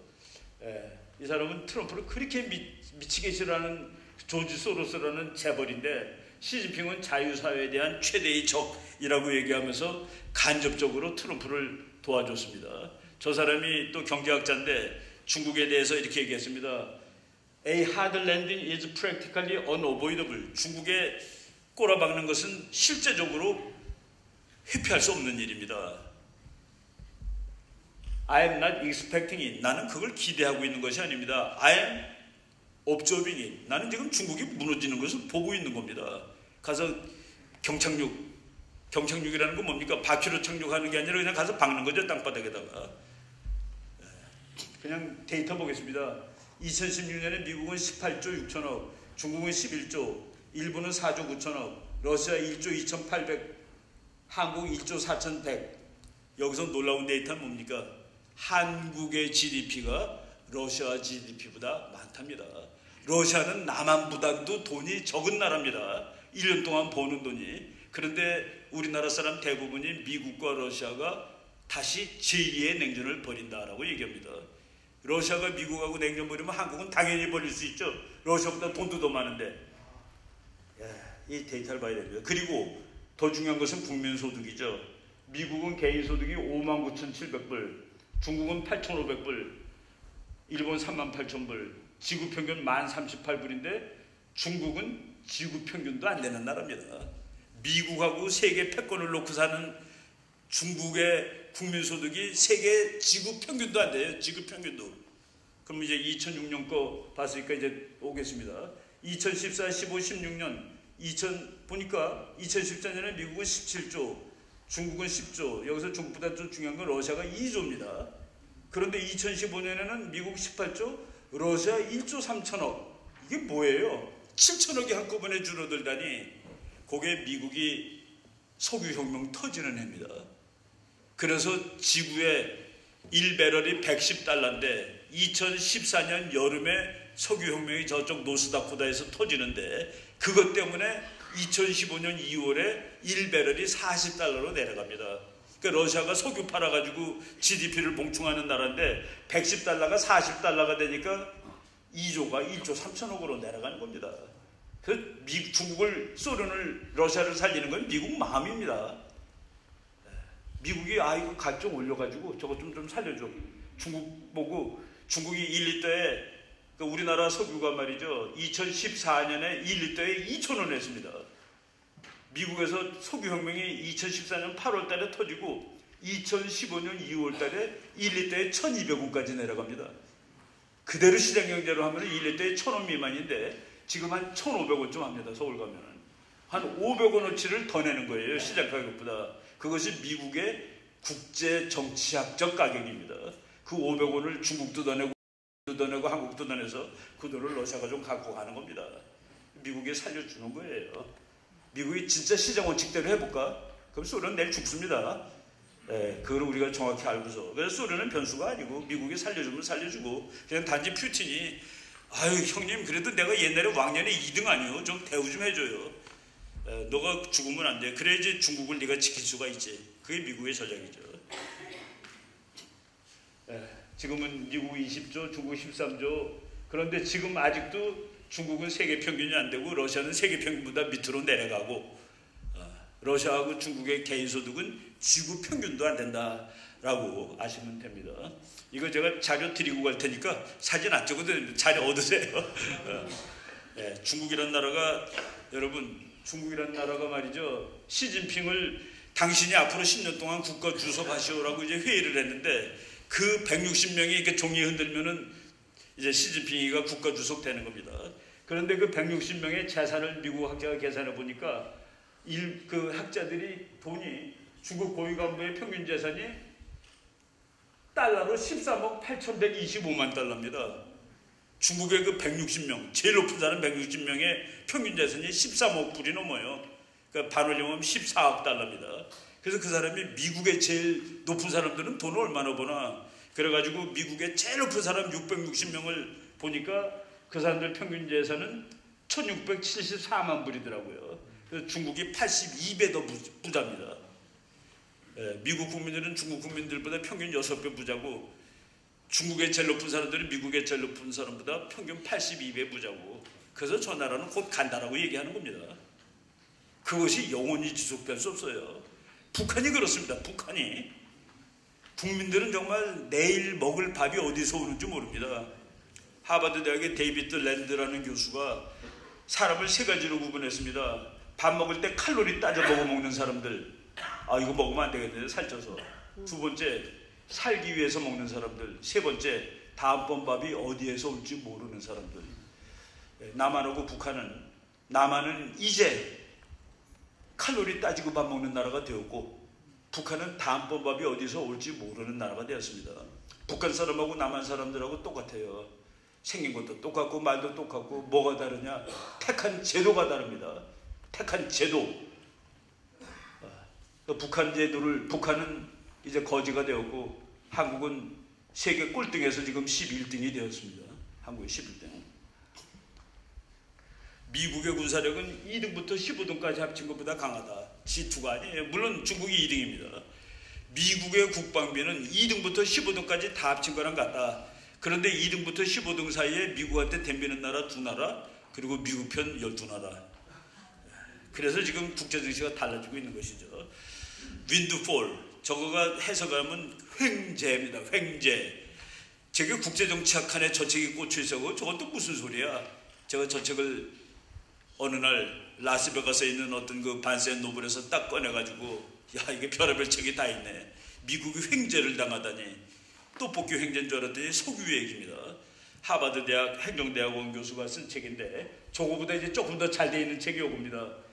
자유의 기름을 붓다 뭐 이런 소리인데, 여기에 데이터가 나옵니다. 미국은 다른 어느 나라보다 훨씬 많은 양의 개발 가능 에너지 자원을 보유하고 있다.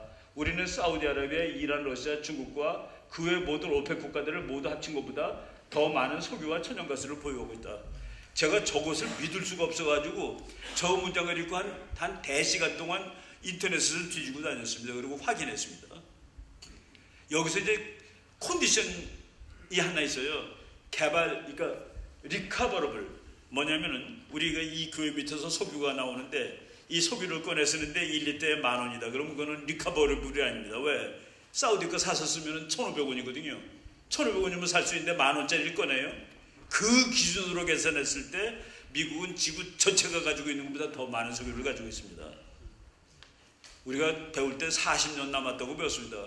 30년 전에도 40년 남았고 50년 전에도 40년 남았고 매년 40년 남았는데 지금 그 말이 없어졌습니다. 몇 년 남았니? 미국의 그 민주당 계열의 그 교수가 조셉 나이 교수가 미국은 200년 쓸 석유와 100년 쓸 수 있는 천연가스를 확보하고 있다. 300년어치가 지금 있습니다. 그래서 너무 하도 가스가 많이 나와가지고 그 가스가 그냥 나가서 불이 납니다. 밤에. 그래서 밤에 인공위성에서 미국을 찍으면 불이 막 불꽃이 켜져 있는데 그게 그냥 가스 태워버리는 겁니다. 주체가 안 돼가지고. 근데 그것이 100년 쓸 거가 있다는 거예요. 최근 로키 산맥에서 이제 그건 지도도 한 거 보겠습니다. 이게 이제 빨간 데가 이제 석유 나오는 곳인데 요 빨간 것이 5억 년 전에 바다입니다. 바다. 그런데 지금 육지가 돼가지고 거기 이제 이 바다가 깔려가지고 뭐 물컹물컹한 그럼 너무 과장이고 바위인데 그렇게 단단하지 않은 바위가 됐습니다. 그 바위 이름이 슈에일입니다. 우리말로는 혈암, 이파남. 그런데 5억 년 전에 바다니까 거기 물고기 뼈가 얼마나 많겠습니까? 그래서 이게 가스가, 그래서 지질학자들은 석유는 안 끝나라고 알고 있었는데 기술자들이라든가 경제학자가 어떻게 저걸 꺼내 쓰는데 그러니까 끝나는 거지. 기름이 뭐보다 훨씬 비싸면은 안 되는 거잖아요. 그죠? 뭐 1갤론에 50불이다 그러면 어떻게 차 타겠어요? 걸어 다녀야지. 자전거 타고 다니든지. 그런데 저거를 캐는 기술을 그 텍사스에 있는 석유, 그러니까 큰 회사도 아닙니다. 조그만 회사. 그 회사 사장의 아들이 텍사스 대학 지질학 박사인데 아버지 그거 하면 안 돼요. 안 되는 건데 왜? 야 임마 그래도 한번 해보자. 그래서 2004년에 사우디에서 사오는 것보다 싸게 캘 수 있는 기술을 개발한 겁니다. 쭉 3,000m를 파고 들어가서 파이프를 그 바위에 딱 꽂은 다음에 그 바위에 꽂은 다음에 기역자로 꺾어가지고 쭉 나가요. 그것도 한 3km를 나가는데 끝부분에 구멍을 뻥뻥뻥뻥 뚫었는데 거기서 물, 뭐 화학물질, 모래 이런 것을 있는 데에서 쫙 쏘면은 빠바박 하고 바위가 금이 가는 겁니다. 그래서 영어로는 프래킹이라고 그래요. 프래킹이라고 그러는데 그 공법을 한국말로는 수압 파쇄 공법, 물의 압력으로 바위를 깨는 공법. 그러면 빠바박 하면서 거기 있던 기름이 흐물흐물하게 되는데 그걸 있는 데서 쭉 빨아 올리는 겁니다. 그 기술이 지금은 40불까지 내려갔습니다. 배럴당. 저거 혁명 나는 해에 $110였습니다. 배럴당. 사우디아라비아는 자기 기술로 40불, 30불까지 내릴 수 있대요. 30불 내리면 미국은 요거 잠깐 닫고 그거 사오면 됩니다. 30불은 못하면 40불로 하면은 그 뭐 반 사오고 반은 여기가 꺼내 쓰고, 사우디가 죽겠다 50불로 올려야 돼서 그래 네 거 써, 나는 우리 거 쓸게. 그래서 중동은 이제 중동의 석유 패권 시대는 갔습니다. 이 지구에 에너지하고 식량이 다 완비된 나라가 처음으로 나온 겁니다. 미국. 미국의 시대는 오래 간다라고 할 수 있는 가장 중요한 근거 중에 하나가 저겁니다. 그래서 사오던 석유 안 사오고, 그래서 호르무즈 해협을 지키던 미국 군함 항공모함 2척이 30년 동안 거기 서 있었습니다. 지금 다 빠져나왔습니다. 옛날에는 to make 호르무즈 스트레이트 오픈, 그것이 오픈되어 있어야지 거기서 석유가 미국으로 오니까, 거기 오는 석유가 미국 석유의 10%였는데 그것도 안 오면 미국 죽으니까, 그래서 우리처럼 70%, 일본처럼 70%, 중국처럼 47% 석유가 걸로 통하는 나라는 미국 덕을 보고 살았습니다. 근데 미국이 그 항공모함 2척을 빼가지고 이제 돌아다니기 때문에 동해바다에 3척도 오는 겁니다. 동해바다에 항모가 3척이 왔다. 어떻게 그런 일이 중동에 있는 거가 오는 겁니다. 이제 중동에서 나왔는데 이제 미국 항공모함이 호르무즈 스트레이트를 어떻게 할 거냐, 수틀리면 가서 막습니다. 그럼 중국은 죽습니다. 그래서 군사적으로 말하면은 호르무즈 해협에 있는 미국 항공모함을 중국 해군이 이길 때까지 미국한테 안 들리는 게 좋습니다 라고 얘기할 수 있는 그런 것이죠. 심지어는 미국에서 더 이상 석유를 아껴 써야 될 경제적 이유가 없어졌다라는 말까지 나오고 있을 정도입니다. 제가 이제 한국에서 이런 강의를 하면 어떤 분이 미국 석유가 비싸고 전기가 비싸요. 그러면 제가 캘리포니아에 사시는군요 이렇게 물어봅니다. 텍사스 가보세요. 기름 얼마인지. 라스베가스에서도 2불대입니다. 라스베가스도 2불대예요. 미국 사람들이 제일 좋아하는 꿈의 자동차가 포드 F150이죠. 옛날에 저걸 의사차라고 그랬습니다. 가노운 차는 캐딜락, 의사차는 F150 트럭. 미국 사람들이 저걸 사는데 우리나라가 현대자동차가 제일 뒤지는 부분이 저겁니다. 저거를 빨리 만들어서 미국에 와야지. 소나타는 미국 사람들이 이제 별로예요. 뭐 기름 많은데 무슨 기름 안 드는 차 타나요? 이런 것들 우리가 다, 이건 뭐 우리가 다 하려면 이제 긴데 요거는 그냥 넘어가고요. 중국이 이제 깨지는 소리입니다. 중국은 여기 티베트 위구르, 요 위구르를 중국말로 하면 신강이라고 합니다. 신강, 신장. 신강이라는 것은 한문으로 새 땅 그런 뜻입니다. 그러니까 중국 땅이 아니죠. 새 땅이라는데.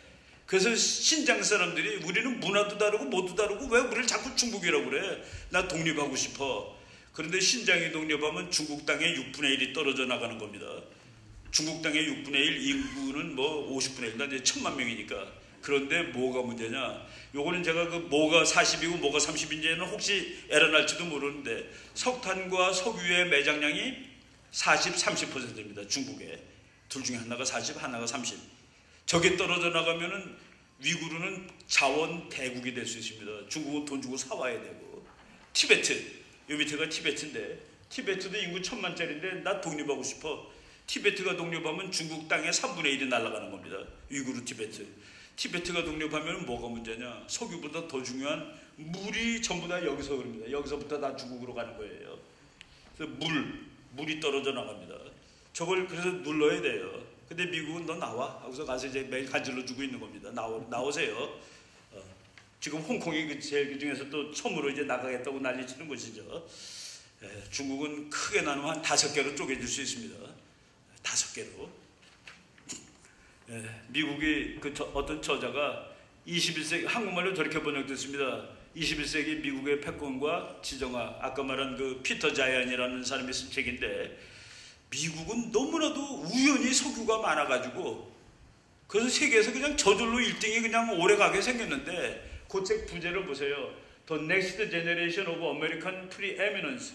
미국은 다음 시대에 너무나도 강할 텐데 And the Coming Global Disorder. 지구는 엉망이 될 거야. 왜냐하면 미국이 이제 경찰 노릇 그만하고 싶어요.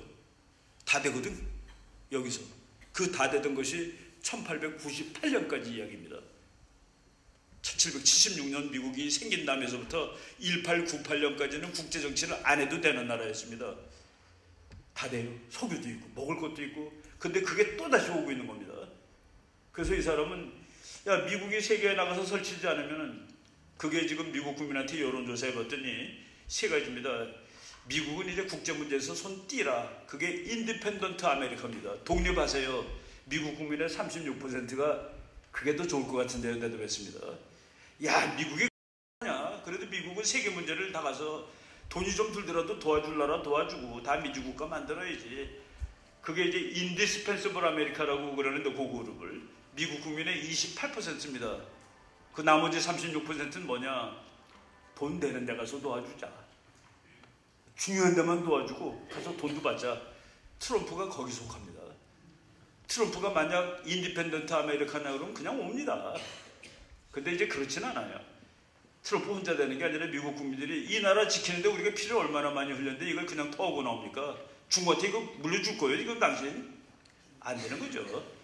그래서 이제 뭐 복잡한 고려사항이 있습니다만은 미국은 나와도 되는 여유가 생겼다라는 얘기입니다.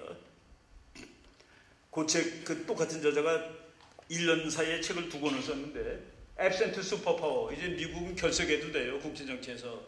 근데 그 책 뒷면에 기뽕이 이제 있는데, 영국, 캐나다, 일본, 프랑스, 독일, 이태리. 그래서 제가 저 친구 만나가지고, 야, 저거 실수한 거야? 의도적으로 저렇게 한 거야? 중국 깃발은 어디 갔냐? 실수한 거 아니야? 의도적으로 한 거야. 중국은 원래 강대국 반열에 들어갈 자격이 그렇게 많지가 않아. 중국은 곧 골로 간다라고 얘기를 하는 겁니다. 그러니까 한국이 통일돼가지고 만주를 점령할 확률이 중국이 살아남을 확률보다 더 높지라고 얘기를 하는 거죠. 그런 견해도 있습니다. 내가 그 사람 께를 100% 지지하는 것은 아니지만은, 여기서 이제 중요한 얘기를 하겠습니다. 우리나라가 이제 어느 편에 서야 될 거냐. 지금 대한민국이 조그만 꼬마지만은 세계 12등짜리 나라입니다. 국력 기준으로 GDP 11위, 군사력 9위, 뭐 대학교 입학 비율 세계 1위, 그건 별로 좋은 건 아니에요. 우리나라 고등학생 중에서 80%가 대학을 가는데 그걸 왜 나쁘다고 말하니? 우리나라의 직업의 80%가 대졸을 요구하지 않습니다. 그래서 대학 나온 사람이 고등학교 나온 일을 해야 되는데 그러면 행복하지가 않아요. 그래서 헬조선이 되는 겁니다. 영문과 나온 사람이 청소도 해요 지금. 그러니까 헬조선이 되는 겁니다. 그래서 적당히 미국 사람들의, 지금 미국에 한 40대 50대 되는 백인 중에 단 28%가 대졸입니다. 그 대졸이 아닌 고졸 72%가 트럼프 가서 찍은 겁니다. 알아듣거든요, 말하는 게 무슨 뜻인지. 그런데 우리가 지금 세계 12등이 나라인데 12등 노릇을 못하는 건 얘 때문입니다. 북한 때문에 12등 근처도 아니고 32등 노릇도 못하고 사는 것이죠. 그런데 그래서 통일하는 겁니다. 통일이 뭐 이렇게 죽불나게 복잡한 이유 가지고 통일하는 거 아니에요. 제가 서울에서 그럽니다. 통일되면 뭐가 좋니? 그러면 토요일날 금강산 갔다 올 수 있잖아. 그리고 저 여름에 더울 때 만주 갔다 올 수 있고. 그게 통일의 이유입니다. 그렇게 좋은 통일을 왜 못하고 있느냐? 중국 때문에 안 되는 겁니다. 중국. 두 번째는 일본 때문에 안 된다고 볼 수 있어요. 왜 중국, 일본은 통일을 반대할까? 국제정치의 원칙 넘버원. 이웃에 힘센 나라가 생기는 것은 막을 것입니다. 한국이 독립을 했다. 일본 골치 아플 거예요. 중국 안 되죠. 김정은 하나 못 다루는데 김정은이가 통일해보세요. 큰일 나지. 일본이 한국 남한 못 다루는데 통일해보세요. 일본 큰일 나지. 어쨌든 간에 중국과 일본은 한국이 지금 상태를 유지하면 좋겠어. 싸우지 말고. 그것이 파워 폴리틱스의 이론입니다. 두 번째는 지정학입니다. 지정학. 그게 더 중요해요. 중국은 말이죠. 통일된 한반도는 중국의 뒤통수에 붙어있는 망치와 같다. 중국의 뒤통수에 망치가 붙어있어요. 이건 정말 너무 피곤한데 이 망치가 부러져 있는 상황입니다.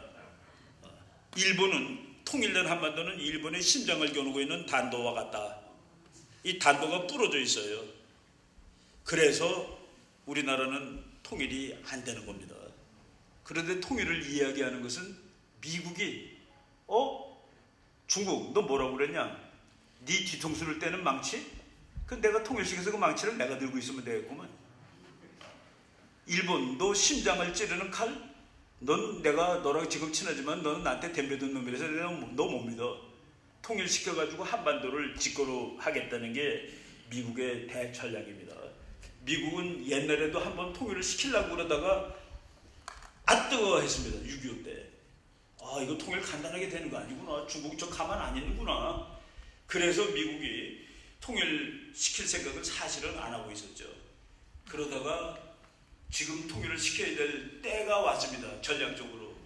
중국이 믿고서 길러줬더니만 미국한테 덤벼드네. 요거는 상대도 안 되는 놈이 죽어라 미국 말을 안 듣네. 그거를 두 개 동시에 해결하는 방법이 한반도 통일입니다. 한반도가 통일되면 북한 문제 자동 해결입니다. 중국 문제도 해결돼요. 통일되면 미군이 어디가 있으면 됩니까? 망치를 미국이 들고 있는 거가 되는데요. 그날이 이제 지금 다가오고 있다라고 보는 겁니다. 트럼프가 하는 말 잘 들어보세요. 김정은이 너 핵을 없애면 말이야 너희 나라를 남한보다 더 잘 사는 나라로 만들어줄게. 북한 남한을 색깔을 같은 나라로 만들겠다는 소리입니다. 지금 남한은 파란색이고 북한은 빨간색인데 김정은한테 야 너 핵 없애면 내가 돈 많이 줘가지고 너 부자 나라 만들어줄게. 자유금융경제국가. 그게 파란색이죠. 그러니까 남한도 북한도 파란색 되면은 그게 통일이죠. 미국이 요거 괜찮네. 통일된 게 어떻게 네 편이니? 그거 걱정하지 마. 심지어는 김정은이가 통일해도 그건 내 편이야. 그게 지정학입니다. 베트남이 공산국가로 통일된 다음에 중국이 무서우니까 그날로 미국 형님 그러죠. 지정학이 더 중요합니다. 그래서 미국만은 누가 통일해도 이게 결국은 내 편이야라고 생각을 하는 겁니다. 그래서 미국의 편은 우리보다 더 여유가 있습니다. 심지어는 김정은이 통일해도 그게 우리 편 되지 뭐 어떻게 되겠어? 라고 보는 거죠. 그러니까 미국은 그 이제 지정학입니다. 지정학의 기본 원칙이 아주 심플해요. 그건 3,000년 동안 안 틀린 국제정책입니다. 친구는 항상 멀리 있어요. 원교, 근공. 친구는 멀리 있고 적은 가까이 있다. 그래서 미국이라는 세계 최강이 저거를 통일을 시켜야 되겠다라고 생각을 하고 있는데 독일 사람이 그렇게 얘기했죠. 독일의 통일은 미국이 지원이 없었으면 불가능했음을 정확히 여기 미국과의 우애와 파트너십은 독일 대외 정책의 근간입니다. 우리는 통일이라는 선물이 주어졌을 때 미국의 결정적인 힘과 의미를 깨달았습니다. 영국, 프랑스가 죽어라 반대합니다. 미국이 독일을 통일시키려고 그러니까 영국의 대처 수상이 미국하고 그렇게 친한 대처 수상이 미국이 설득해야 되지 그 고버초프를 찾아가서 저 미국 사람들 돌았어요. 독일을 통일시켜준대요. 이거 어떻게 막아야 되는 거 아닙니까? 군사력을 통해서라도 고버초프가 이 극비가 해소된 그 문서입니다. 우리가 힘이 어디 있습니까? 미국이 영국하고 프랑스한테 어떻게 설득했는지 아십니까? 독일을 통일시켜 놓더라도 목을 내가 조르고 있을 테니까 걱정들 하지 마시오 그랬습니다. 독일이 통일됐는데 미군이 4만 명 독일에 있습니다. 깔고 앉아 있는 겁니다. 어떤 분들이 미국이 한국에 와 있기 때문에 북한이 미국이 무서워서 핵을 만든다고 그랬는데 미국하고 손 띄고 손 털고 나갔던 나라입니다. 그거 불러들인 게 누굽니까? 김일성이가 전쟁하니까 미국이 온 것이죠. 불러들인 게 북한입니다. 그날 전쟁 안 했으면 미국은 안 왔어요.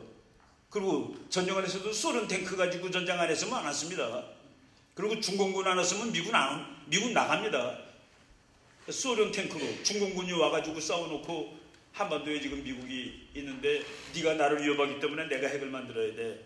그거는 앞뒤가 바뀐 것이죠. 독립변수, 종속변수가 바뀐 얘기를 하는 것입니다. 지금 중국이 말이죠. 시간이 많이 됐는데 바다에 근거 놓고 우리 군함이 나가면 쫓습니다. 야 들어가.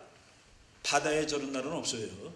바다는 자유항해의 원칙 해가지고 그 영토에서부터 22km, 12해리 바깥은 마음대로 다닐 수 있는 겁니다. 근데 중국이 이렇게 근거 놓고 못 다니게 해요. 그래서 우리 군함들 일로 나가면 중국한테 쫓겨납니다. 왜 너네가 더 많이 가니?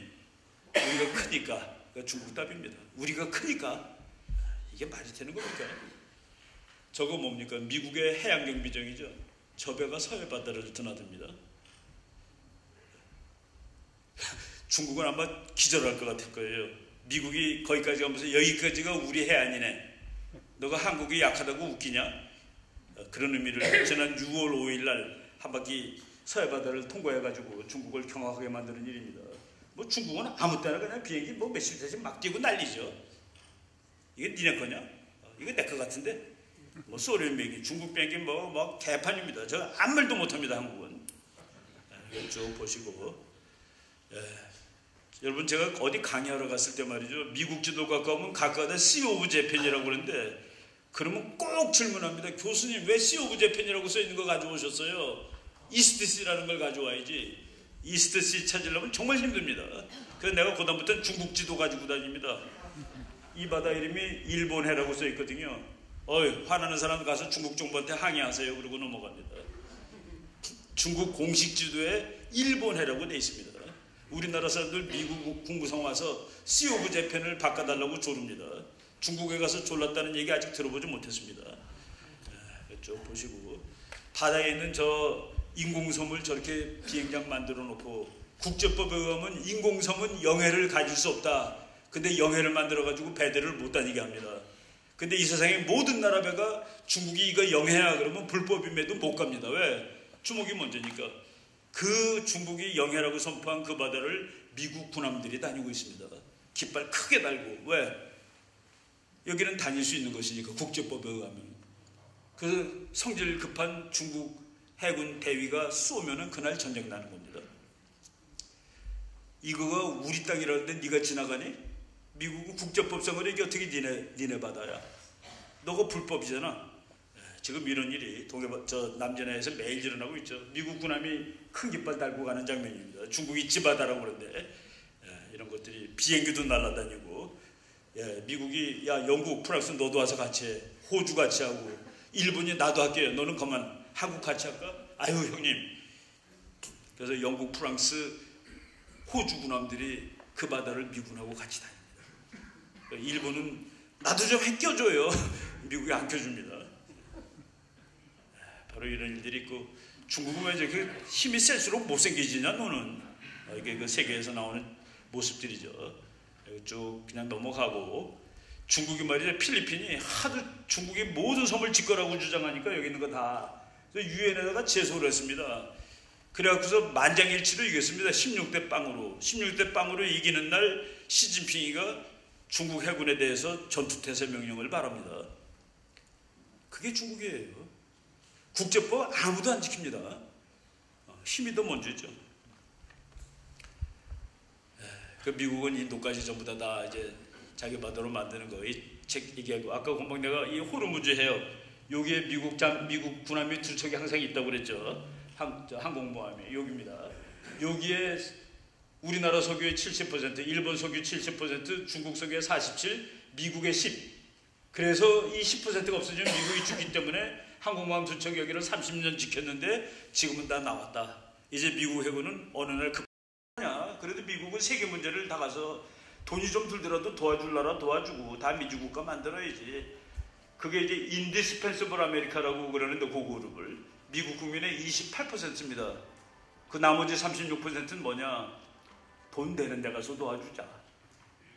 중요한 데만 도와주고 가서 돈도 받자. 트럼프가 거기 속합니다.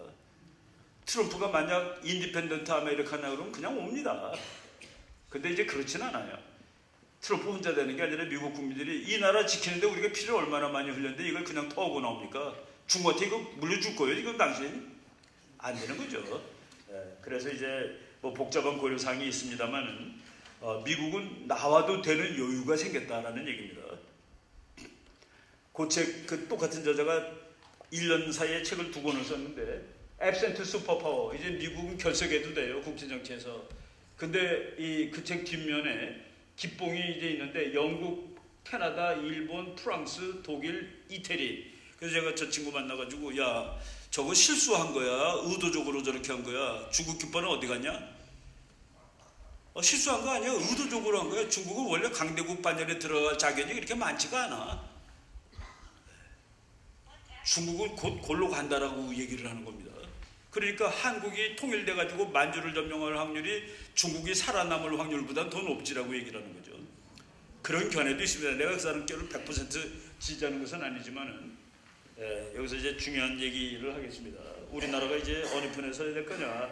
지금 대한민국이 조그만 꼬마지만은 세계 12등짜리 나라입니다. 국력 기준으로 GDP 11위, 군사력 9위, 뭐 대학교 입학 비율 세계 1위. 그건 별로 좋은 건 아니에요. 우리나라 고등학생 중에서 80%가 대학을 가는데 그걸 왜 나쁘다고 말하니 우리나라의 직업의 80%가 대졸을 요구하지 않습니다. 그래서 대학 나온 사람이 고등학교 나온 일을 해야 되는데 그러면 행복하지가 않아요. 그래서 헬조선이 되는 겁니다. 영문과 나온 사람이 청소도 해요 지금. 그러니까 헬조선이 되는 겁니다. 그래서 적당히 미국 사람들의 지금 미국의 한 40대 50대 되는 백인 중에 단 28%가 대졸입니다. 그 대졸이 아닌 고졸 72%가 트럼프 가서 찍은 겁니다. 알아듣거든요 말하는 게 무슨 뜻인지. 그런데 우리가 지금 세계 12등이 나라인데 12등 노릇을 못하는 건 얘 때문입니다. 북한 때문에 12등 근처도 아니고 32등 노릇도 못하고 사는 것이죠. 그런데 그래서 통일하는 겁니다. 통일이 뭐 이렇게 죽불나게 복잡한 이유 가지고 통일하는 거 아니에요.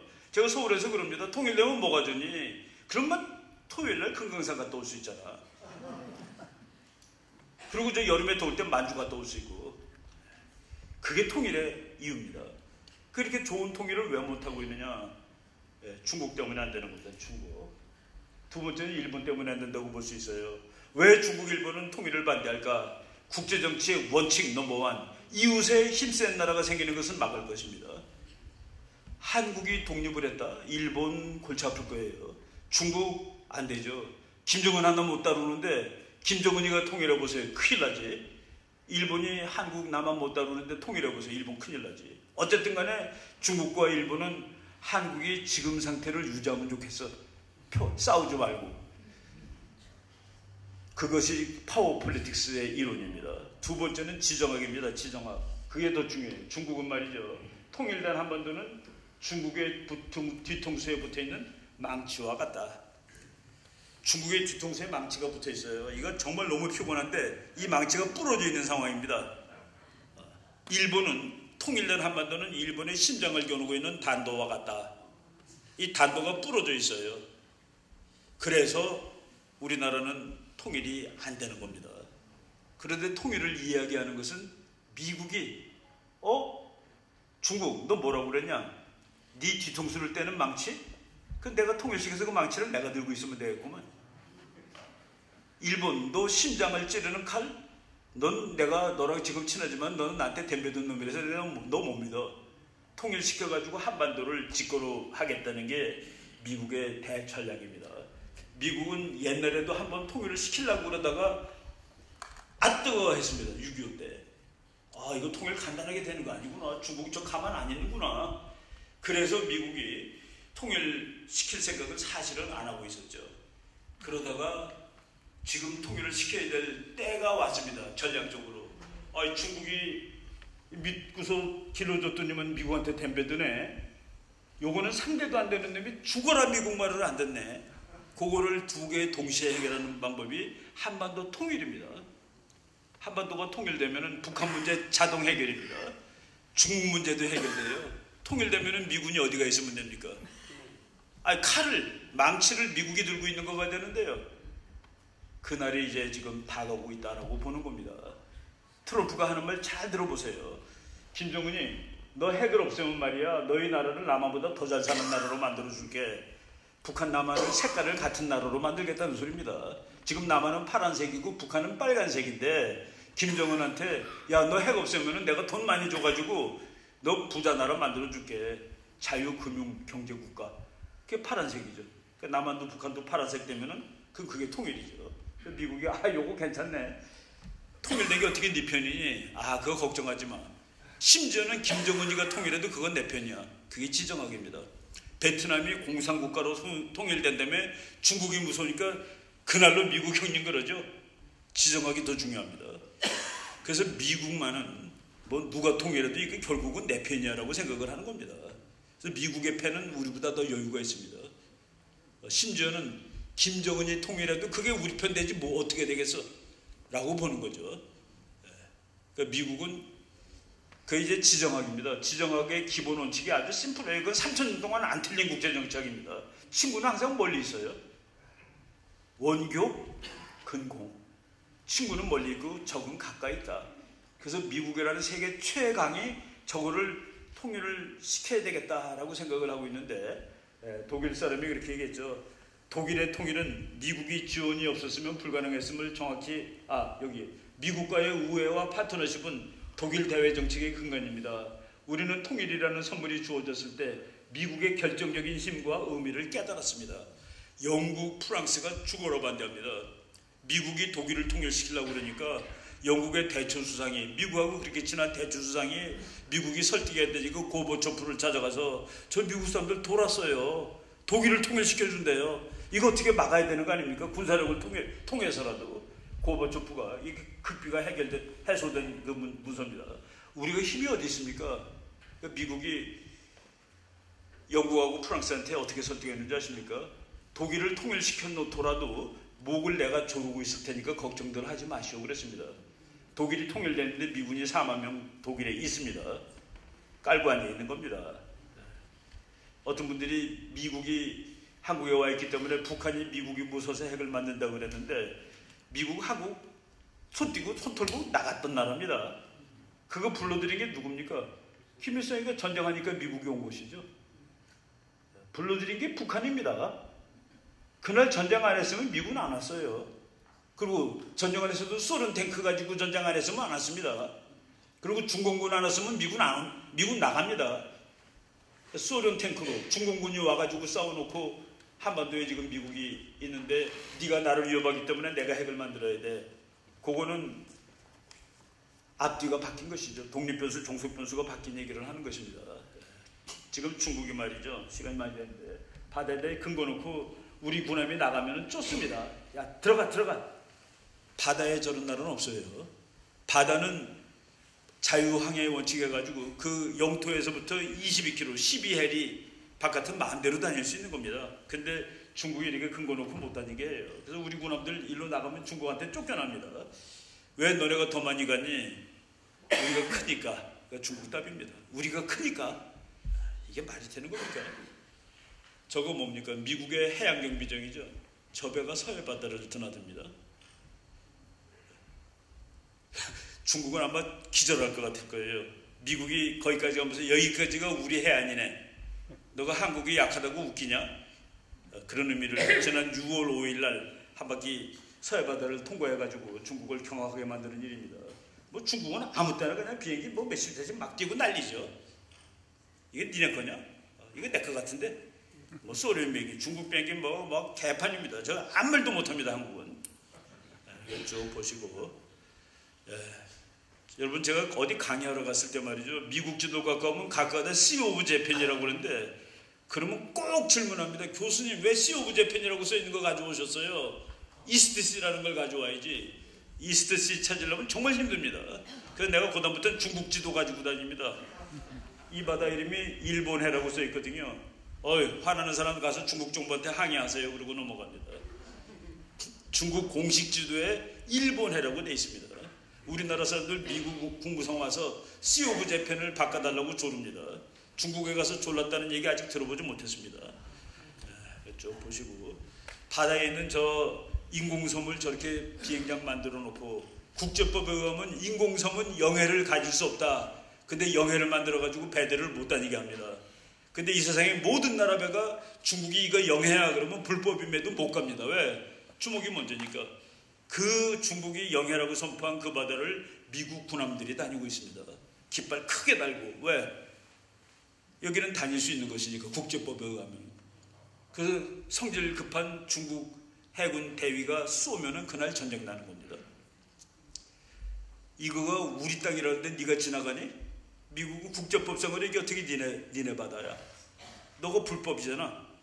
지금 이런 일이 남전해에서 매일 일어나고 있죠. 미국 군함이 큰 깃발 달고 가는 장면입니다. 중국이 지바다라고 그러는데 이런 것들이 비행기도 날아다니고 미국이 야 영국, 프랑스 너도 와서 같이 해. 호주 같이 하고 일본이 나도 할게요. 너는 그만 한국 같이 할까? 아유 형님. 그래서 영국, 프랑스, 호주 군함들이 그 바다를 미군하고 같이 다닙니다. 일본은 나도 좀 껴줘요.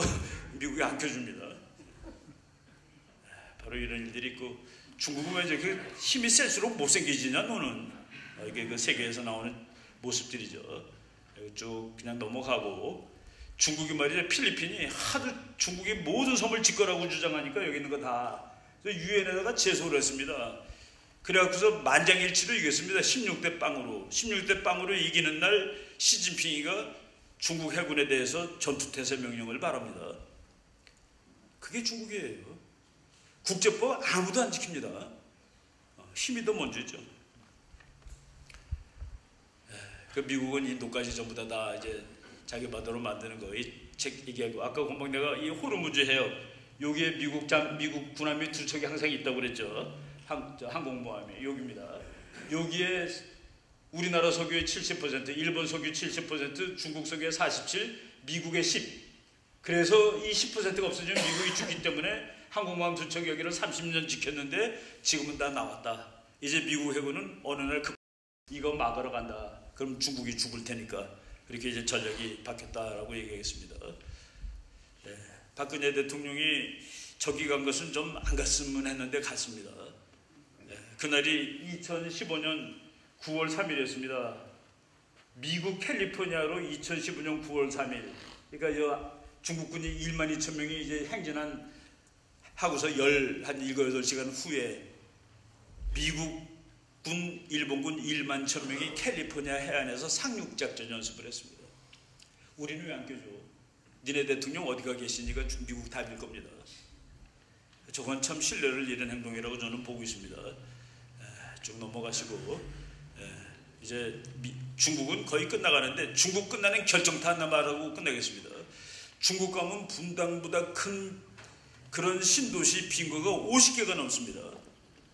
그래서 지금 현재 중국 각 지방정부가 계획하고 있는 아파트를 다 지은 다음에 그 아파트에 사람을 집어넣으려면 30억 명이 필요합니다. 그 공산주의라서 그런 거예요. 자본주의가 아니니까 30억 명이, 인구가 14억인 나라에서 30억 명이 살 아파트를 지을 계획을 가지고 있습니다. 저거 이제 법을 터지고 계속 망한다는 얘기 쭉 나오죠. 망하는 얘기 나오는데 마지막 망한다가 지구에서 여자가 남자보다 더 적은 유일한 나라가 중국입니다. 중국만은 여자가 남자보다 더 적어요. 왜? 하나만 나라였으니까 무조건 남자 날 때까지, 그러니까 무조건 남자를 낳습니다. 여자면 죽여버려요. 또는 여자를 하나 낳으면 숨기고 남자 나올 때까지 이제 신고를 안 해요. 남자가 하나 나오면 신고를 하는데 하나 가지고 좀 부족하거든. 남자가 둘 나오면 또 두 번째 신고 안 합니다. 그래서 그 신고하지 않은 아이들을 검은 아이들이라고 중국에서 얘기하는데 그 검은 아이들을 최소 1억 5천, 최대 4억까지 보는 학자가 있습니다. 인구 14억인 나라에 주민증 없는 애가 4억이다. 그러면 그 나라 갑니다, 내일 모레. 그런데 여기서 이제 한마디만 말씀드리고 끝날 텐데 지금 중국에서 제일 나이 많은 층이 40대입니다. 이게 문제가 안 보이는 일입니다. 40대에는 젊고 일도 잘하고 건강하고 돈도 잘 벌고. 그래서 지금 현재 문제가 안 보이는데 30년 미뤄볼까요? 30년 미뤄보면 이 사람들이 70으로 올라가고 밑은 벼 있습니다. 그 밑은 벼 있다는 거가 이렇게 됩니다. 중국은 2014년에 인구가 14억입니다. 2040년에도 14억입니다. 같은 14억인데 어떻게 됐냐? 50대 이하의 2억 5천만이 50 이상으로 올라가서 14억이 그냥 같은 겁니다. 그래서 어른들을 애들이 먹여 살릴 수가 없어요. 미국 인구 통계학자가 이렇게 말했습니다. 2030년 10년 남았습니다. 중국의 신혼부부 한 쌍은 신랑 외아들 신부 외딸 아버지 어머니 4명 살아계시고 할아버지 할머니 중에서 2.5명 살아계신다. 그래서 2030년에 중국의 신혼부부 한 쌍은 어른을 6.5명씩 모셔야 된다. 아유, 난 못 모시니까 나라가 모시라고 하세요. 나라는 어떻게 모시나요? 세금 받아야 되죠. 그래서 게임 끝이라고 보는 겁니다. 그런데 놀랍게도 미국이 그 문제가 없어요. 미국은 2015년하고 2040년하고 똑같습니다. 인구가 더 불어나는데 구조가 똑같아요. 그래서 인구 통계학적으로 30대, 40대가 그 나라의 허리인데 그때 자동차도 사고 집도 사고 애들도 교육시키고 그런 세대가 많은 나라만이 계속 발전할 수 있는데 미국이 유일하게 저게 되는 나라입니다. 한국도 안 되고 일본도 안 되는데 문제는 그 교수님 말씀으로는 일본은 부자가 된 후에 늙었다. 일본 사람 65세 이상은 전부 다 주머니에 평균 45만 달러씩 가지고 있습니다. 한 7, 8년 전 통계로. 할아버지 할머니가 45만 불 있어요. 조그만 집 한 채 있고. 일본은 부자가 된 후에 늙었다. 그 사람이 한국을 보더니 뭐 이것도 괜찮아. 부자가 되면서 늙고 있으니까. 중국 가난한 채로 늙고 있네 이 나라는. 제가 그 논문을 읽고 그 미중 관계에 확신을 가진 겁니다. 그래서 중국이 정말 저거는 일부러 그런 건 아니에요. 근데 중국은 어떤 나라입니까? 교회 폭파시키는 나라죠. 교회. 어제 거에 있습니다.